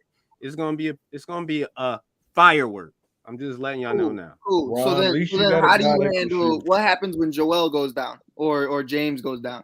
Because they both do that a lot in the second half of the season. Yeah. Eventually, it will happen. I don't mean I'm not trying to be bogus. I'm just if history's told us anything, especially with AD, especially with Derrick Rose, especially with a bunch of other guys, that shit's going to happen to one of them. Joel We just Embiid pray has that a it don't stomach happen. flu every couple of months. Hey Rob, I know you just went through it, my brother. I don't joke about that because that's a demon. That's a demon virus, my boy. That's the greatest virus. The greatest asset is flu is horrible. availability. The greatest asset is availability. You think Levine's gonna be able to hold up all year? I don't know. He's chilling. I know he got a little knee problem now. Okay. Well, It don't matter. He's going to see a specialist. Yeah, obviously Levine isn't, Hey, my Bulls have proved that through top to the bottom, injuries, top to bottom, they we're still had a number huge one. struggle. But to defend them, Hey, they Ron. always had those people to step up, and with everything they're going through, Nah, but Pride, here's my problem with Freddie. Freddie's the Mr. Google. Look at him looking at his phone right now, smiling. So here's No, my the phone. thing. No, I'm not looking at my phone. I'm looking at you, Ron. Right. When Mike bring that up about injuries, say I hope DeMar DeRozan shows up in the playoffs because we know most of the time when he goes there, he's gonna show up. Freddie, Don't hold do on. that. Hold on. I need to stop that narrative. Hold on. I need to stop that. And I'm not even a DeMar DeRozan fan. Hold Hey, on. we I'm not even a him. DeMar DeRozan I'm just fan. going off what history tells me. No. History Just shows like that history he'll get tells to the Mike Eastern that, Conference I'm Finals just going and off lose what hold on, history tells Pride. me. Hey, I'm not. what is Hold on, the let me just say history this of real quick. Russell I'm not Westbrook even a showing DeMar you? DeRozan fan, but I need to squash that narrative. DeMar DeRozan is not trash in the playoffs. It's when he met LeBron that he would shrink. And it wasn't him. It wasn't just him. It was him. Kyle Lowry would also do it. Fred VanVleet when he was there. Well, I just hope he don't go back to his old moments. What history shows us, so he's fine. Because we see him shrinks in big moments. Just hopefully he don't shrink again in this big moment. So how's Russ gonna go for you? How's the guy on your team that's number one? History don't matter for that, Mike. History don't matter for that. Well, what history tells me about Russell Westbrook is the last two games he has changed. He has taken a back seat. See, so for Russ, you can talk about last two games, but for DeMar DeRozan, you can talk about his Raptor days. Even though he's been on a whole nother team since then. Hey, well, he hasn't really done much. Pride. Hey, this is for Chris too. Nobody else has told you. Chris is my the guy. Lakers are trash. Chris, who's the trash? What is the probability though of they've been more relevant to the Chicago Bulls in how many years? How long have Michael Jordan been out the NBA? Oh wait. The Lakers. No, hold on. The Lakers this season. Hold on. The Lakers. Hold on. It's Pride. Let me just spell it out for you. I'll wait again. The Lakers, this NBA season that we're currently in right now, regardless of how many banners they have in the rafters, this season they're trash. Thank you. Well, we've won 6 since the last time y'all been to a finals. I'll wait. And hold on, and Rob, hold on. Let me just sneak in here, Rob. I understand what you're talking about the finals, right? I get it. But let me ask you a question, Freddie. Last time y'all won a final was what, 2020? It was the 2020 season, right? Yeah, that was the bubble final. That was the bubble, which still counts, Mike. I don't care. That was the NBA championship. So can I ask you a question, if the Bulls won, we wouldn't hear him say nothing about no bubble. Does that ring make you better than the Bulls right now? Look how mad he be. How mad he be. I wouldn't say we're better than this year, but we're not going to sit here and say like the Bulls is a great team. They haven't done anything. They haven't done it. They won the regular season game. That's cute. But what have they done in the postseason? What have they done? We'll see. We'll judge them based off the number one seed right now. Yeah, who's the better team? Who's the better team this season? No, they're not. Bulls or Lakers? Who's the better team this year? Bulls or Lakers? Who's better? Bulls. Easily. Am I talking about they meet in the playoffs or something like that? Oh my God! By record, the Bulls are listen, hold on. The regular season, postseason, preseason, no season, MLB season, no. I don't matter. Y'all getting waxed. It's Bulls in 3. Okay. Well, we'll just see. Freddie, you know what the problem is, and you said it too. Are they the favorite to go to the finals? Neither was Miami. Neither were the Bucks. Neither were the Suns. Dude, let me tell you something. The Cavaliers were a favorite to win, right? And they came back 3-1. has that narrative to where lately we've been seeing it. Teams that aren't everybody's favorite are going to the finals, and there's nothing you can do about it, my brother. They're not going to pick you. They're going to pick Brooklyn. They're going to pick the Lakers, the Warriors, because it's the safe bet. No one wants to say the Suns. No one wants to say Miami. No one wants to say Chicago. Ron, no one wants to say Philly. But no one wants to say Cleveland. But it's because the Chicago is probably the third best team in the y'all East. Bitches. That's what it is. We're the third best team in the East. Yes, they're the third best team in the East. That's who's the third best team in the East? Because if Kevin Durant's healthy, that Brooklyn team is better than okay, all right. I get it. Hey, Freddie, you know what I see in a lot of your arguments, Fred? I can make a case that Miami team is better. Fred, you know what I see in a lot of your arguments, Freddie? You have a lot of F's. That's what I'm saying. Listen, hey, and here's the thing. Miami got a bunch of dogs, and that and they're so much of a dog. Their best dog got knocked down and he hasn't played since. So I don't want to hear nothing about these dogs that are so great. It'll be fun watching Lowry versus DeRozan. And he ran away. So hey, until Chicago wins something, until they prove that they're that team, I'm not how can you win a championship in the regular season? The Bucks are still better than them. They're the champions. They should be the favorites. Damn it. What if the Lakers won that's proved that they're better than the Bulls? A championship? I didn't say the Lakers better than this year. Chris, I didn't say they're better than this year. The Chicago, by record, they're better than the Lakers this year. And that's cute. That's cute and all. But what are you gonna do in the postseason when it matters? And here's the problem, though, Freddie. We'll find out when we get to said postseason. I think the Bulls are going to make the postseason. I think the Lakers I don't want to hear all this. Do you remember how ignorant I want all the hype supposed to go away. And then, Freddie, if they lose in the postseason, then they lose in the postseason. Pride. You know what the funniest part was? It was before you joined the network, too. It's before a lot of y'all did. Damn, I've been here too long. But here's the craziest part, Freddie. Remember how ignorant you sounded when I told you the Suns were going to the finals, and you still owe me $25 because I bet you they'd go to the finals, and you said they wouldn't make it past the first round because they never been to the playoffs. You're right, Mike. They have no experience. The Lakers was hurt when they played them. You're right. Right. So that makes it invalid that they beat the Nuggets, that they went all the way against Milwaukee. It really do. Hey, can I ask you this? Who on the Lakers was hurt when they went against the Phoenix Suns? Ignorant man. Anthony Davis. He missed a game. LeBron James. Yo, Rob, you're so immature. You're so immature. Their two best players was down. Yeah. Oh. Who was that you saying? Anthony Davis? Ron, I'll be honest. I want to hear Ron say it. I'm not going to ask Freddie. Hey, Ron, with 5 starters out for the Chicago Bulls, what seed are they right now? Number uno. Are they still winning games? And they ain't. They won last night too, didn't they? Have not been getting bucketed by a 35-year-old Chris Paul. That's not even a great take at all. Because if you look at the Chicago Bulls roster, they are deeper than the Lakers. The Lakers are top heavy. So that's because you win games. Currently, that take don't even make sense, honestly. Uttering, boy. Now the Bulls are deep. A lot of people didn't even give the Bulls bench a chance, bro. Bench I'll say this. They got to go to the Eastern Conference Finals to make this year a success. If they don't do that, that's fine. And what about the Lakers making the playoffs? What do you guys have to do to make your season successful? Hey, we just got to get there. And as long as we make the dance, hey, LeBron is going to go off like he did last night. If the Lakers because right now they're get bounced first round by Suns or the Warriors, or because right now the Lakers have had a very unsuccessful season. Because if the Lakers find a way to win a series against them teams, all of y'all gonna have hell coming towards. And I'll put it in because I've been consistent with this. I think the Lakers are a first round exit.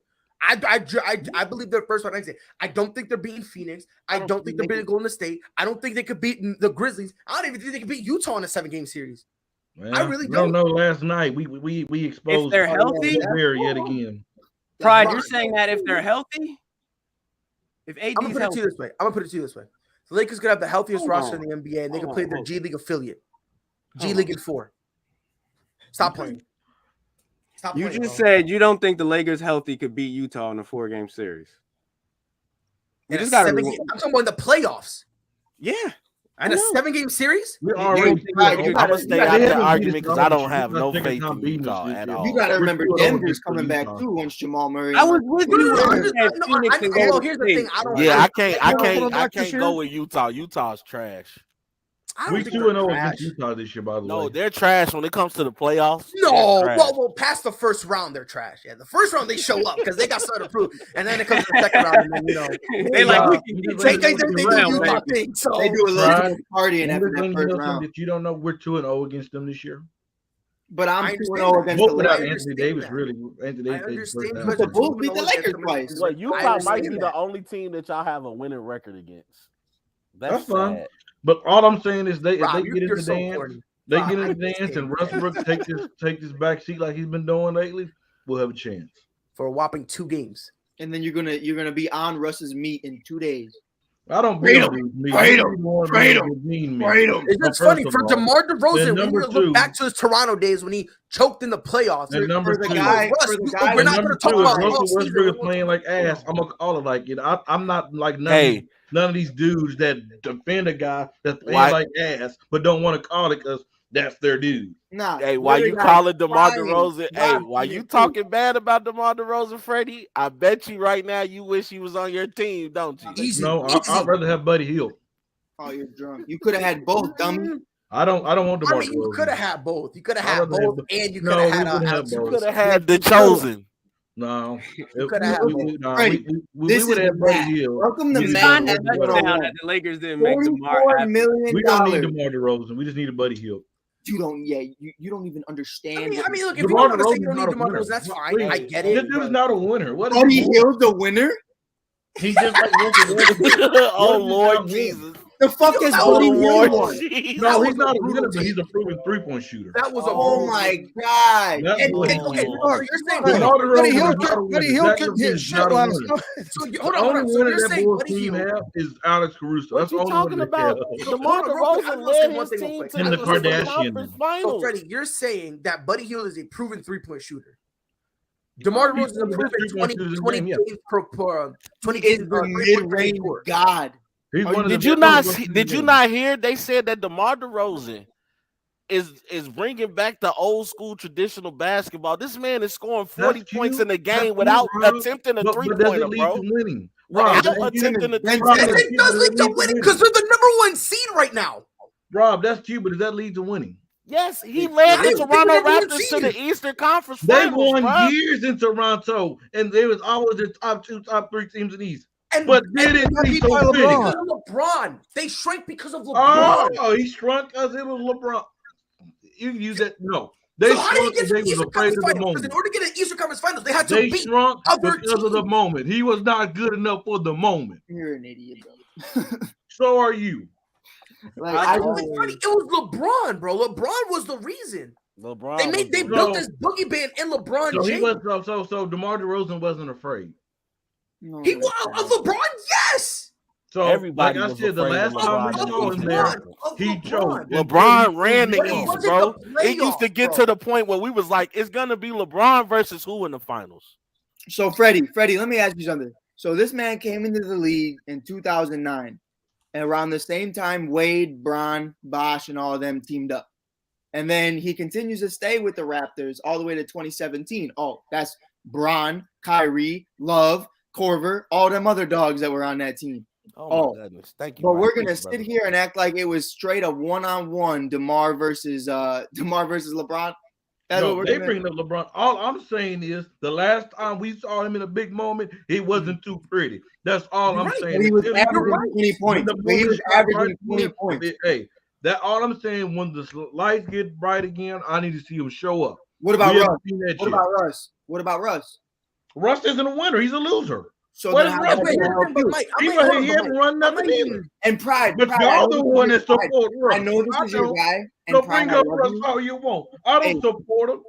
I'm talking to Pride right now. You're the one that supports the guy. You're the one that think he's the greatest point guard. Russ being called a loser just don't sit right with me. Hold on, Ron, real quick. I got to apologize to Pride. Pride, collateral damage. I'm sorry. You're a part of this. What is Russ won? I might be throwing you into this, and I'm sorry. I love you. I have to do this.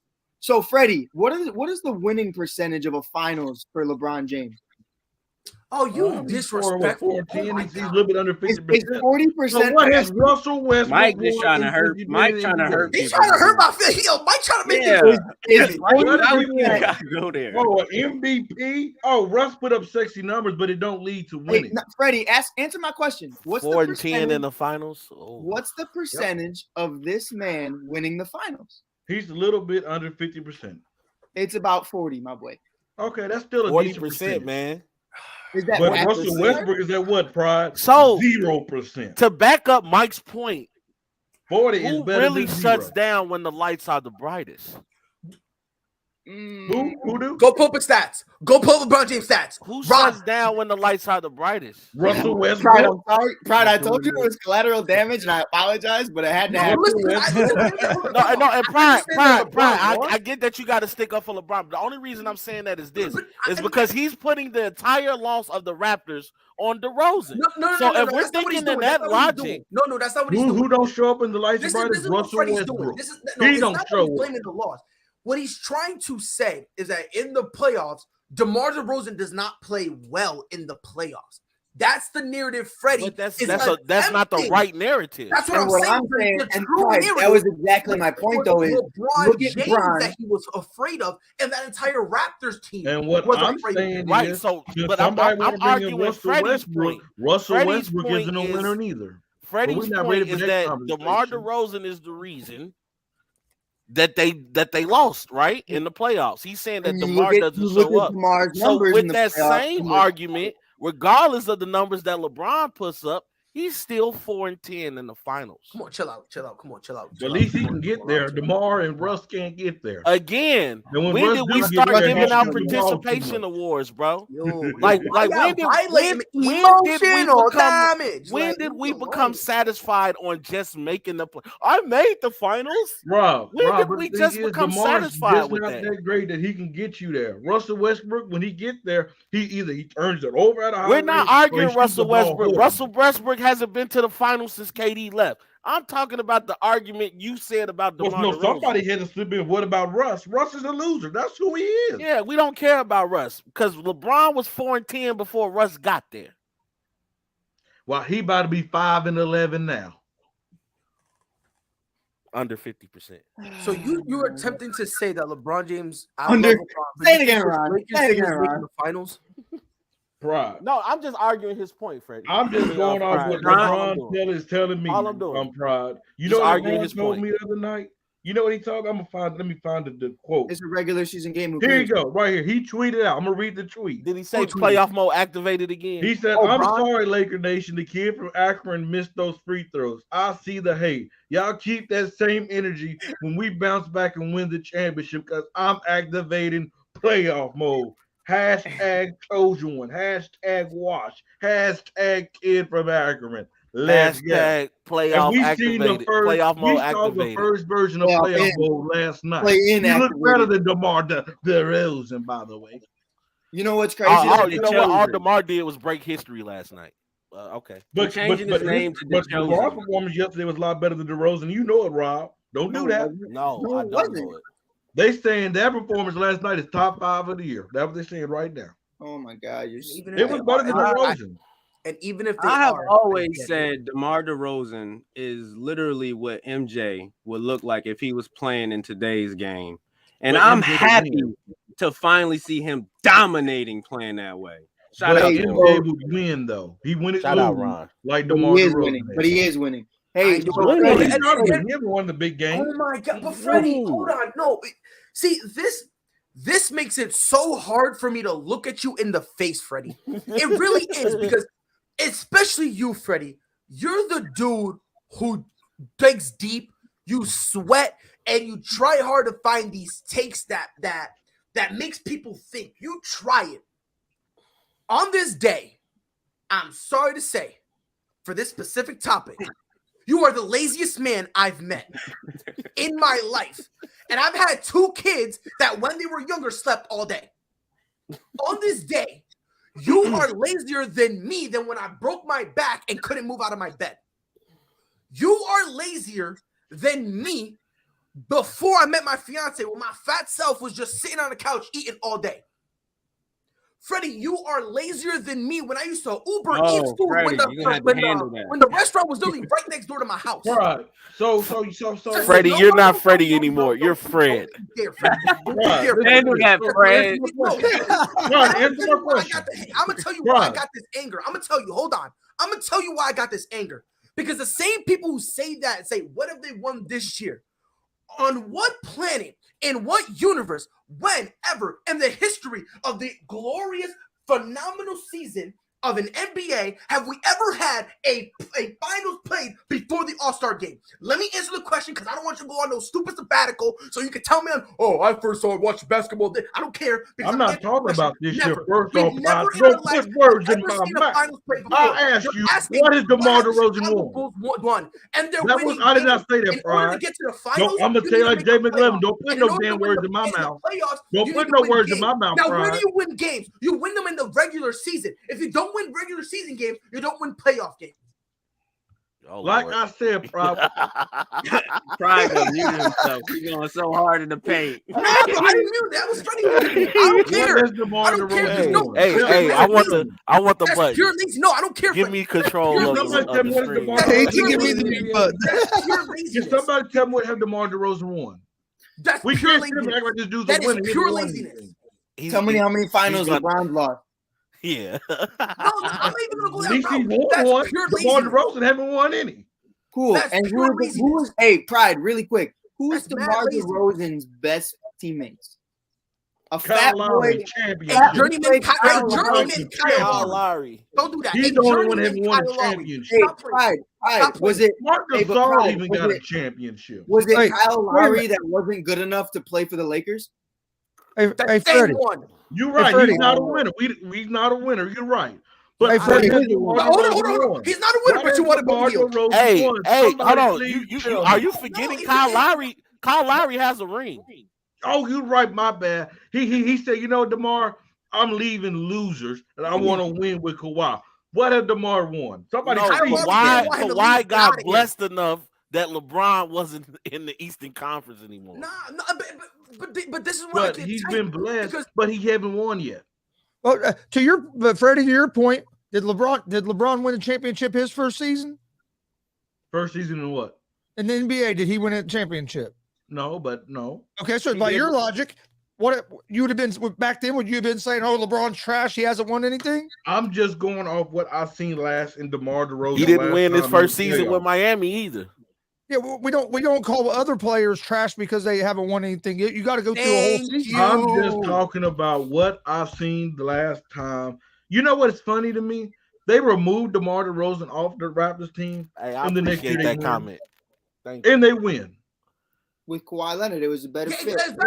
And they win. So you mean to tell me I can move a First of for all, a winner Fred, in Kawhi to win? Fred, did you see everything that went right for the Raptors to win? But Injury They got to Kawhi play Leonard. an injured Golden Injuries. State, and they Yeah. still almost lost. Do you remember KD cooked them for like the first 12 Almost minutes he was No, in the no, game? no, no. To be Rob, fair, come on, Rob, to be They fair, still won.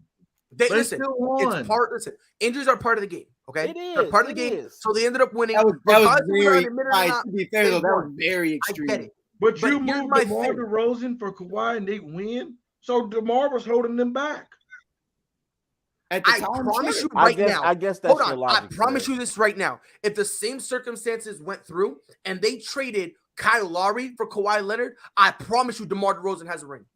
I promise you. Okay, well, we If don't know. it was the same We don't know. circumstances, I believe that. We do not know And that. Pride, But one you know- thing we you know do why- know is you they know why moved they DeMar didn't DeRozan trade and they Kyle won. Lowry? So You know why DeRozan they was traded holding them back. DeMar? That's because he's not a winner and he do not know how to win. That's not not in why the at big all. moment. The reason they Regular traded season, him. Cool. Hell, James Harden can win 60 games in a season. We've seen that before. But what goes on when the postseason comes, when the lights shine the brightest? What happens? They traded DeRozan because San Antonio didn't want Lowry. So They they didn't want traded him at all, bro. DeRozan They because the didn't want Raptors him knew for a while. that they traded DeRozan and they get a proven winner in Kawhi Leonard that he could lead them to a championship. This is nuts. So what you're saying is, and Freddie, I'm just making sure I hear you right. It was a perfect fit, and that's why it worked. And DeMar DeRozan, Toronto? right now is in a perfect fit. We're talking about Toronto? Yeah, Kawhi was a perfect fit. No, what I'm saying is Kawhi was a better proven winner, and they can help lead that team win than DeMar DeRozan. Even Kawhi know he got blessed by the hairs of his chin because the moment that season was over, he couldn't catch a flight quick enough out of Toronto. We can say about Golden State when Kyrie Irving and Kevin Love got hurt the first time. Golden State got blessed, and they knew that. So we can say about them. Golden State won before KD got there. No. By your argument you just made, Kyrie Irving and Kevin Love went down in their finals that first year. And LeBron took them 6 games. Okay. So we can say Golden State got blessed and lucky. And then they ran it back. But then they got blessed again. And then they got blessed again. This is all I'm saying. This is all I'm saying. This is the only thing I'm saying. I ain't gonna let this one fly. No. I'm gonna say this, and I'm gonna swing. Hey, Mike chose violence today. No, this is all I'm saying, bro.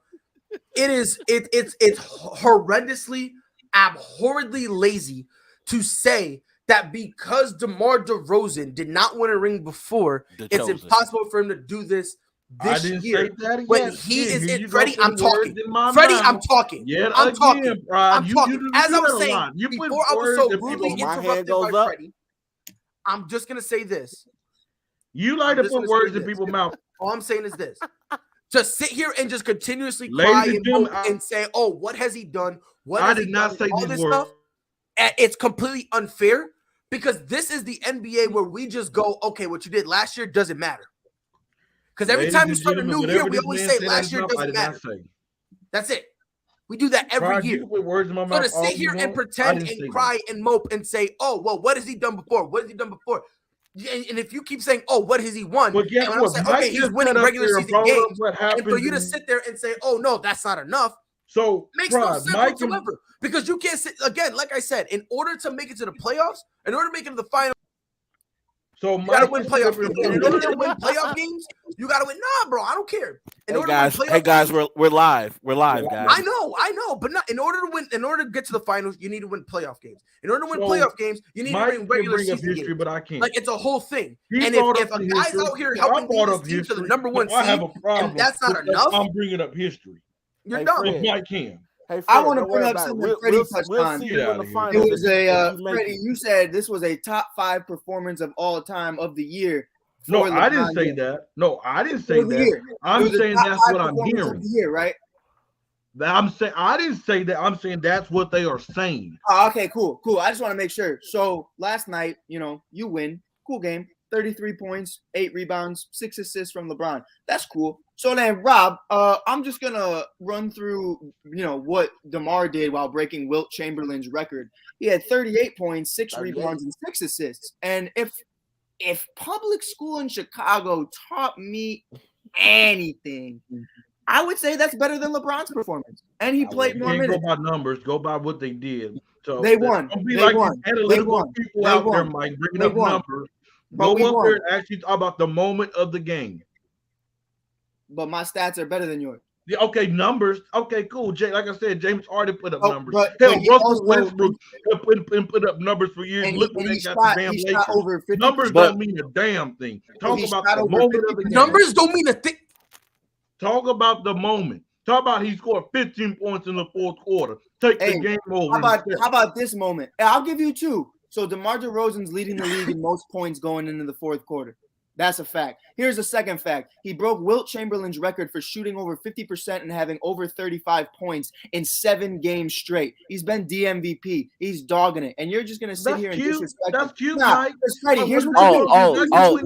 He's also the only player to hit back-to-back game Derrick Rose put up big numbers, but did y'all win? And y'all win. No, y'all did not. You're gonna bring up some shit from when I was 11 years old before my balls dropped, and you're gonna bring up some shit that has nothing to do with anything. It literally has you nothing. Don't win, it don't mean nothing. It don't mean nothing. Derrick Rose put up these ladies and gentlemen, we have heard balls drop on ASAP. Hey, and Freddie, the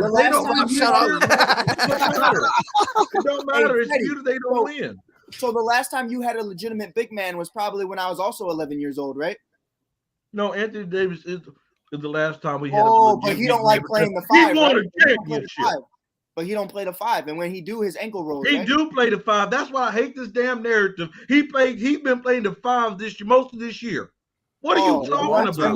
What are you talking about? It's against his will. Well, Freddie, hold on, but Freddie, you got to understand talking about, man. But here's the thing, Freddie, you got to understand the reason. But the reason it doesn't look in his career 5. But here's the thing, Freddie. The reason it doesn't look like he's playing the 5 is because you got to understand they're like LeBron is basically playing positionless, so to speak. You know what I mean? Like so, like he basically runs the offense and whatnot. Again last night when he got hurt. I understand that, but what I'm saying is when they put it out there, it almost seems like he's not really playing the 5. You know what I mean? Like they just have guys out there and then he lines up. So the reason it doesn't seem like that is because usually when they put up the graphic talking about, oh yeah, this is who's in or whatever, at the 5, they don't really put LeBron in that slot, even though he is out there and defending the big man. Do you remember they're not seeing that, so that's why people are saying that. Remember the bubble finals when the Lakers. Even when Anthony Davis been playing recently, AD was started at 5, but when AD go to the bench, LeBron is our center. LeBron was again. I'm not disagreeing with you, Freddie. I'm telling you why people aren't looking at it that way. Let's hope. Because you're saying I don't know why this narrative is there, and I'm telling you this is why that narrative is there. I'm not saying Bron doesn't play the 5. That's not what I'm saying. We're gonna hope that AD gets healthy. When I see Freddie put on that yellow jersey, I know whatever I'm about to walk into is a conversation where you just can't talk to the man. You just can't. No, don't flex it because he don't even wear that fucking number anymore. Hey, it's the wrong 23, bro. He won the championship with this number. Your last Fade Award is number 1 in the championship. I know it's a long and what time, happened? man. What happened after? What happened after? Have been relevant. What happened after? Hey, but let's be real, Pride. But you haven't been relevant since. Nah, Rob, we're gonna do it. Pride, we're gonna do it. We won 6 since the last time y'all been to 1. The NBA gave LeBron and AD 3 months off to get healthy, and if the season if the Bulls would have won, we wouldn't heard a damn thing about hold on. They did it. Hold on. Time out. Who else had 3 months off? Everybody.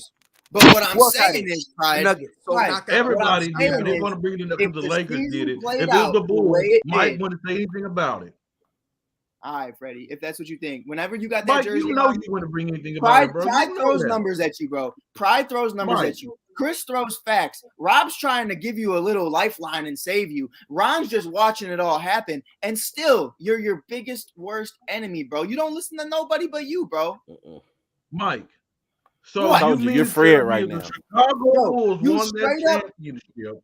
You would not bring you would still bring up, oh, this is the bubble championship. Is this? I call it my Mickey Mouse award and I'd wear it with pride.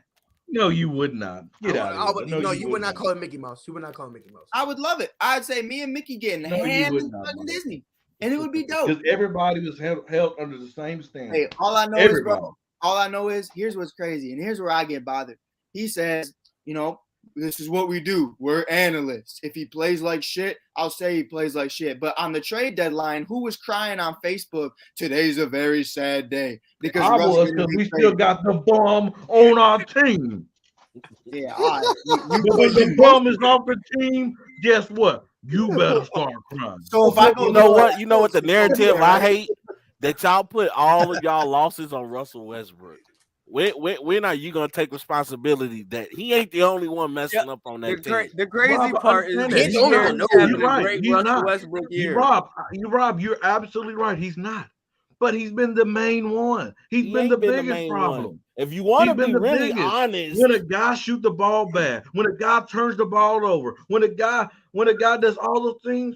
And can you at least give us defense? And he don't give us defense at all. Nobody on the Lakers plays defense. Nobody. But guess what? It starts with Russ. No, it starts with LeBron. It starts with LeBron. You know why? Russ isn't the leader of that team. Hold on. You know why? Because guess what? If LeBron don't play defense, guess what he's doing? At least he's doing something. Don't sit here. What you're not going to do. What you're not going to do is turn the ball over 8-9 times a game. Oh, I love you, LeBron witnesses. I love you guys. Rob, hold on, Rob. I love you guys. I can't believe I'm doing this. I have no choice. I have to defend Freddie here. There's nothing LeBron can do when you're letting when Russ is letting dudes shoot over 57% on him. And why are they shooting that on him? There's two reasons. Play no defense. So LeBron plays defense. He gets beat bad, and when he gets beat, he's just looking like. So LeBron plays defense. There's one and two. Hold on, Rob. Hold on. That's one. And two, how many times, and Freddie, you can attest to this. How many times has he abandoned the corner guy to go get a board, to bump into LeBron, to bump into Dwight, to bump into somebody who had it? Then all of a sudden the ball's loose and it turns to an offensive board and they kick it out to who? The wide open man that Russ was supposed to guard, but he refused to go chase the board. And Rob, that doesn't happen once or twice. It happens a lot. So much, and Freddie can attest to this, so much they bring it up on the broadcast. They'll bring it up on the broadcast. Like, what is Russ doing? So, ladies and gentlemen, you guys have heard it first. The Lakers are losing because of Russell Westbrook. Well, okay, again, he's one of the reasons. He's the one main of them. problem. Yes. He's not the only problem. He's not the main problem. Okay, hold on. It's not the main problem. You can't decide that you want to take away responsibility from the best player on the team. You cannot do that. Rob, let me ask you a question. Because when they win, it's LeBron. LeBron is the reason they win, right? Rob, let me ask you a question. What does Russell Westbrook bring to the team? Let me ask you. Something you got to discuss with LeBron. He wanted him. No. Answer the question. What does Russell Westbrook bring to this Lakers team? Energy. If that's the case, I could bring in a G League player for that. Hey, that He G definitely League don't ain't bring gonna be no energy. former MVP. Because he shoot the ball horrible. He earns the ball over at a high clip. He plays no defense. So I'm like, what do you do? But here's my problem, Freddie. Here's my problem. You went into this season, and these were your words. These were Lakers fans' words. Russ is the one who has to take the seat. He has to be that third option, right? But now here's the problem. Here's my problem. When it's coming to blame, oh, well, Russ has the most pressure on him. Russ has to be that guy. Russ has to be that one. You asked him to be a 3. He haven't played like a 3. But until these last 2 games, he have not played like a 3. He's been trying to get these stats. At the beginning of this dude was still tracking a triple-double. This is what Russell Westbrook cares. He don't care about winning. He said, as long as I get my numbers, as long as I'm close around that triple-double numbers, Russell Westbrook has nothing but about his numbers. That's the problem. I just think you just ignore. First of all, this was your words. Pride. You were there for it. I'm not defending you, Mike. Nope, I'm not defending you, Mike. Malik Monk makes you a big 3. That's what it is. That's what you said. I'd rather Malik Monk than Russell Westbrook. I would rather him. Because Russell Westbrook brings nothing to this team. He brings nothing to this team. But do you realize Lakers fans have this narrative? They've done it to THT. They did it to Malik Monk. They did it to Kuzma. They did it to Ingram. They did it to Lonzo. If you wear a Laker uniform, you're supposed to be the next Magic Johnson. Why can't you? First of all, they didn't do it to Ingram. They only did that to Lonzo. First of all, they didn't do it to THT. So those little scenarios. You did it to THT. Mike. Huh? You were one of the people who did it. I've never said THT need to be Magic Johnson. Don't sit up here and put those words in my mouth that I've never said. He's gonna be the future of the team. He's gonna I've be never said He's that. gonna be that. No, I said Anthony Davis is the future team when LeBron left. I've never said THT is.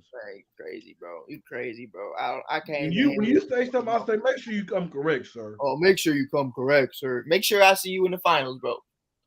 Well, we might not be, but guess what? We know the Bulls not winning one. Oh, okay. Keep that same energy, big dog. Me and Rob. And if y'all do, I'll come on here and I'll say, you know what? Congratulations. Y'all finally been relevant since Michael Jordan. It's about damn time. We were relevant. First of all, we was relevant when Derrick Rose was playing. So now but y'all didn't win anything with Derrick because he Rose. hurt. He hurt his ACL. He hurt his ACL. And guess what? It took for LeBron and Wade to beat that man. They cry, but y'all still haven't won anything. Whatever. That's why y'all so high on Michael, because he's the savior still. Nah, I just think it's funny though. It's funny because you look at it. Derrick Rose was giving Miami the work before he went down. Oh yeah, he was playing great before he went down. And he business. They didn't want no smoke. He was beating the shit out of the big 3 in Miami before they went down, and Boston. Mike, but we ain't gonna talk about that. Mike, you still my little brother. I love you, bro. Nah, bro, you tweaking today. You know you love me, bro. I'm on one today. I'm with Ron today. Mike, so we not cool no more? Nah, not today. Hey, Fred, though, you been on one today. I feel you, bro. You woke up and chose violence, my boy. No, man, just last night, I'm going to tell you this, man. This how to go. If the Lakers would have lost last night, that group chat been going off. It's been going off. Oh, man. LeBron did this. And you would have been in it, bro. Oh, did that. They do it every time, bro. And you know what's funny? You know what's funny? Respect. You know what's funny? You are celebrating the hell out of LeBron right now. Had they would have lost, you just would have bashed Russell Westbrook. That's the funny thing about you, man. See, the thing is, you can't pick and choose when you want LeBron to be the best player. If he's the best player on the team, he has to take the W's. Rob, let me correct as long as he take the L's, he can take the W. Bro, let me correct this. I have not been critical of LeBron this season because I don't blame this season on LeBron. We got stuck with a bad cavity that we can't get rid of. He got stuck with a bad cavity that he put there by eating too much candy, right? Yeah, but guess he was in love with that Russell Westbrook candy. And Rob, Rob, everyone here knows I'm the biggest LeBron James stan in the world. I've been on record saying this. LeBron has to take some blame because if he doesn't say anything, they don't get Russ. They focus on what they truly needed. So I do believe that Bron needs to take some responsibility. Oh, GM Bron. And I'm gonna tell you this, and I haven't said this publicly, but I need to say this. And I hope this get out. Jeannie Buss, I love you to do. I love Jeannie Buss. She's a great owner. You need to take control back over your team. There's too many voices in their front office. You got Matt. You still talking to Magic Johnson. He still got a voice. You got Rob Pelinka. You got Linda Ramos, Kurt Rambis. You got too many voices. And you got LeBron. You got AD. You got too many voices. I don't really think you got AD in there, but you got Rich Paul. Well, I mean AD don't have a biggest voice as LeBron, but they still run it by him. They still run it by AD, but she needs to get back to AD, who he then runs it by LeBron. She needs to get back to just one person. Her and Rob Pelinka. Rob Pelinka is your general manager. You two, y'all meet at the end of the year. Y'all create a game plan, and then you can run it by LeBron. You can run it by these guys. Say, hey, this is what we're doing, and then go from there. I agree with you. That's why you should be in charge, bro. But hey, all I gotta say is go DeMar DeRozan. It's about time he finally been getting some respect put on his name. He is a top 3 MVP candidate. He has his team in first place. They're not in play-in contention. They are in the playoffs if it ended today. So I'm glad to see. Well, hopefully they can win. Hey, don't ever compare me to a Cowboys fan, okay? And honestly, hey, Pride, and this is just me asking. This is me and Rob asking for the people. So Freddie said, if we don't make the Eastern Conference Finals, it's a disappointment. But when Lakers fans and everybody else at the ASAP Network, ESPN, and everywhere else said we weren't even going to make the play-in, this is our first year. So why are you putting this narrative on us that we have to do anything? We're guess what? The season is already a success to me, if you ask me. No. The number 1 seed, because y'all haven't been this relevant since Derrick Rose. No. But Freddie, to answer your question, Mike, I'm asking you to not be a play-in team and possibly let's say Freddie vibes. So we've seen y'all these last 2 or 3 months. Y'all the number 1 team. So guess what? As the season protect myself from Freddie vibes. So things change. So they're to the level where it's Eastern Conference Finals a bust because you Bulls fans, you and Robert, say, "Oh, we're the greatest team in the East. We're the number 1 seed, MVP." You got what's the little point guard name you got, Rob? What's his name? The Chosen. You got the chosen one who so you want to be like the next LeBron James. So you got so that's what puts you in. No, but Freddie, here's my thing. Here's my problem with that. I just want to ask you to see where you're coming from, see where your mind's at. If the season ended today, let's add 30 more games and say the standings all stay the same, right? Let's do it because I hate this halftime shit. It's probably all right. So at 30 and everyone went 500. So the standings stayed the same. So everything stays the same. Whole 82 games. The Bulls are the number 1 seed going into the season. They were ranked 12th. That's not a success to you in year 1. No. with everybody under contract for the next 4 or 5 years. When do you get bounced out the first round? When do you get bounced out the playoffs? Let's say they go second round. Success. Yeah, that's a success. Let's say James Harden. Let's tickle Ron for a second. Let's say James Harden and Joel Embiid bounce him in the second round. Okay, if you lose to Philadelphia, it's a success. I agree. Y'all need to take it 7 games though. I think that's fair. I mean, I can't be allowing that shit to just get fucking folded. Yeah, no, yeah, that'd be horrible. Mike, if y'all lose to Philly in the second round, that's a success. Only way it's not if you lose to a team like Miami, you lose to a team like Cleveland. What does that mean? What does that mean, Miami? If everything is how it is now, they lose to Miami, then that means they're in the. Like if they lose to Brooklyn or they lose to Philadelphia, Mike, hey, congratulations, man! Y'all had a great year. Okay, but here's my thing. Here's where we're gonna do it. So the Lakers made the finals in 2020. The Miami Heat made the finals in 2020. Why are you holding the Lakers to this standard and not Miami? They've been to the finals. They better. The Lakers but better not lose. They added a champion in Kyle Lowry and PJ Tucker. What I'm saying is, what you're Philadelphia. Mike, I get your point, Mike. We need to relax on Kyle Lowry, and we also need to pump on brakes on PJ Tucker. They are the Lakers losing the play-in. It's gonna be over for you, Freddie. You're gonna have to. No, not really, not necessarily. Well, I Ron, but people if don't they know lose to the Trailblazers already feeling around that time. If it's like that, Ron, did you like that? The Trailblazers are 4-0 since their trade. That's kind of congratulations to them. Hey, Ron, what people don't know the network that I have this 2-week break from the network. When that time comes, so y'all might be playing PTO. I mean, look. At the end of the day, look. If you don't want to believe in them, that's fine. I get it. If you don't want to believe in them, you don't have to. That's okay. Just don't make it like. Look, they're a good team. They're a good team. Who? And the Bulls. Yeah, they're a good team. I didn't say it wasn't a good team, but they're not a great team. I'm not putting that on them yet. They're a good team.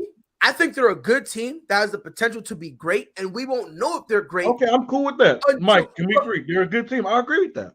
But Freddie, the way you were coming across, like there's nothing they can do to be considered. Who's a great team right now? The Bucks are a great team. Nah. I think there's only 2 great teams. No, man. And I think one of them, I think Golden State is great, and I think the Suns. But see, that's the blasphemy I'm talking. Phoenix about. is great. You can't. I agree with you. No, because I've seen people make the how do you go Golden State over the Bucks, who just won a championship?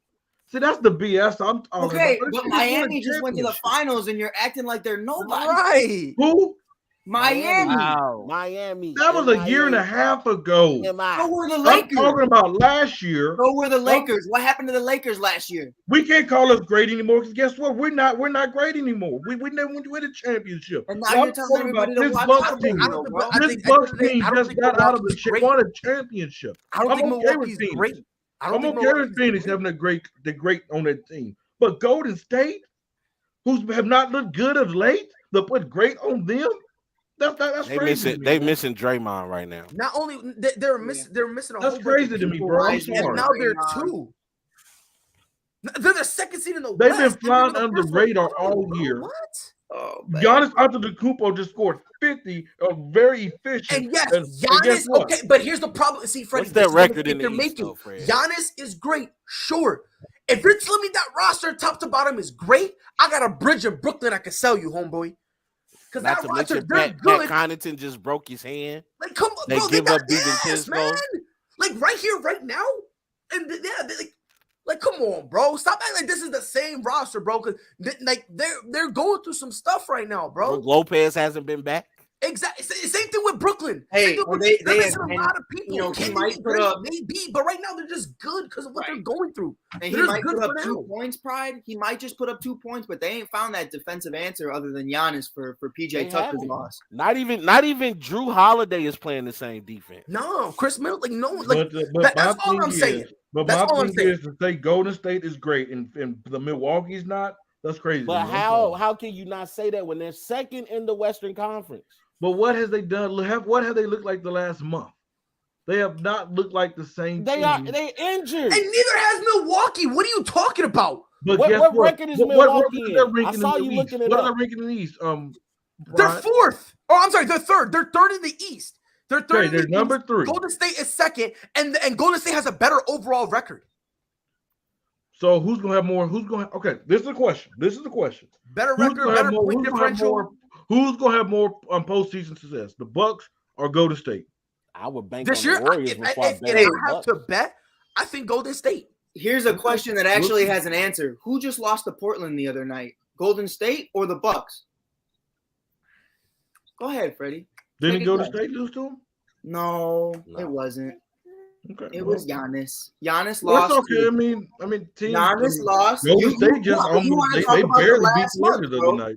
You want to talk about the last month? I cannot name one legitimate player on that team, on that Portland team. I can't tell you that. I ain't gonna name one. I ain't even gonna try to name one, bro. Golden State lost to Denver last night, by the way. They lost to a team that has the reigning MVP on it. They did lose to the Clippers, by the way. They barely beat the struggling Lakers. I understand. Lost to Portland, bro. They lost to Utah Jazz. Do you not understand that their interior defender is hurt right now?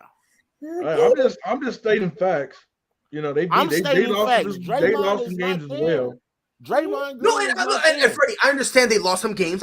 They lost some games. I'm not saying that Golden State is, gonna be undefeated. We're not saying none of that. As of right now, how everything is currently constructed, Golden State is a great team. And right now, Milwaukee is a good team. Now, can they be great? Of course, they can. No debate. I'm not saying they can't. But as of right now, with all the stuff they're going through, even Rob said it, not only injuries, but the key players they had when they went on that finals run, they're not playing the same as of right now. You said what? So the Bucks beat Philadelphia tonight. That don't mean anything, right? Honestly, Freddie, I can't do this with you. I can't do this with you, man. I can't do this with you, man. I can't do this with you. I really can't do this with you because you're the same dude who complained. This is the same team that just got waxed by Portland. You don't want to talk about that. You don't want to talk about Golden State lost to the Knicks, who've been struggling all year. And guess what? They took that L. And guess what? They bounced back. So guess what? The Bucks took that L, and they're going to bounce back. Top to bottom, they've been more consistent than the Bucks. Who's been the most consistent this season? Delusional. Who's been the most consistent this season, Freddie? Bulls. If you want to say Bulls, you can say. I wouldn't say that because if we're talking about consistency, y'all take everything into account, and y'all health hasn't really been that consistent. So I'm happy. If we talking about the one thing I'll say, the Bulls lost everybody, and not once did they ever leave the top 3. Not once. That's true. Once.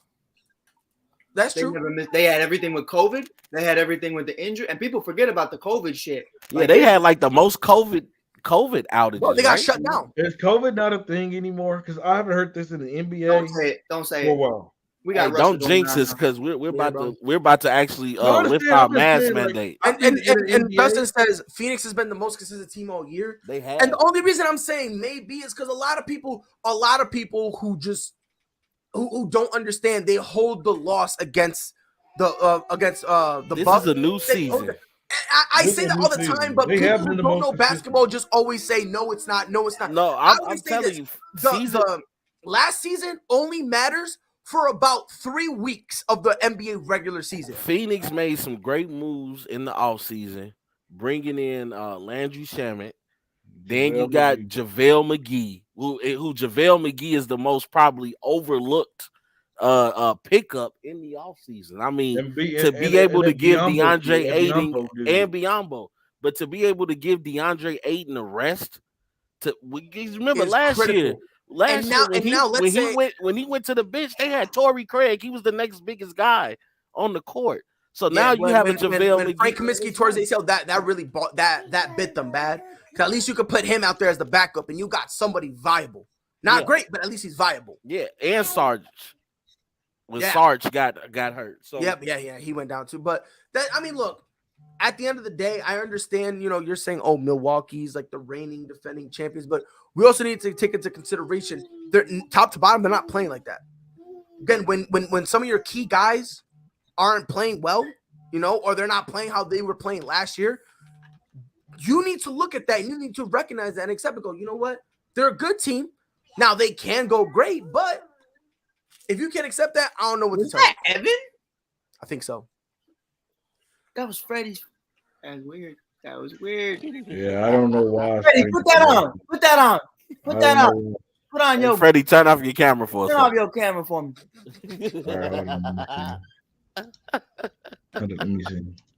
Hey, when the police come and try to pull you over, just turn on the. Oh Lord Jesus! Come on, man. Why are you struggling right now, bro? It's just the camera. Oh my God! Look, all I'm saying, man, this is all I'm saying. If you can't look, man. Nah, bro. I ain't gonna act like I can just see what I just see, bro. It. I don't know who the person was, but that ain't the picture I saw. Dang, I missed it. Rob, turn your mic on. Turn your camera off. Oh, my camera? I got you. You're gonna see Rob. Turn your camera off, right? Nah, I don't even want to play this game. You gonna see Rob. Yep, I knew it. I knew he was gonna do it. I knew it. I knew he was gonna do it. I didn't do it. I swear to God, I didn't do it. Yeah, you did. Yes, you did. Yes, you did. God, I didn't do that. You did. Swear to God, I knew it. I smelled it. I was like, if he's gonna do it to anybody, he's gonna do it to me. I swear to God, I didn't do that. Hey, y'all, I'm happy I got a chance to jump on this conversation today. God about to strike you, bro. Bro. I'm glad I got a chance to jump on this conversation today. I'm wrapping this up. I'm done, bro. I can't wait for in the morning because I'm coming extra hard tomorrow. Nah, I'm honestly. Hey, you know what? You know what though, Fred? I will tell you this. Bro, the only W that you can really count this season is Team LeBron will beat Team Durant in the All-Star game. No, sir. There Rob. you go. No, sir, Rob. My team won the Super Bowl on Sunday, sir. We Oh, you talking about your team of all the 3 weeks? Have a good day. I'm wrapping it up. Nope, I'm wrapping it up. I'm wrapping it up. Nope. That's it. I'm not doing this. Ladies and gentlemen, it's been ASAP in the morning. Big Daddy. We appreciate it. No, Freddie, I'm done. We're done. It's been ASAP in the morning. We'll be back here. We'll be here. No. I'm done. I'm wrapping it up. I can't. I'm not in the mood for this no more. This has been ASAP in the morning. We'll be back here 10 Eastern, 9 Central. Till then, y'all know what to do. Be safe.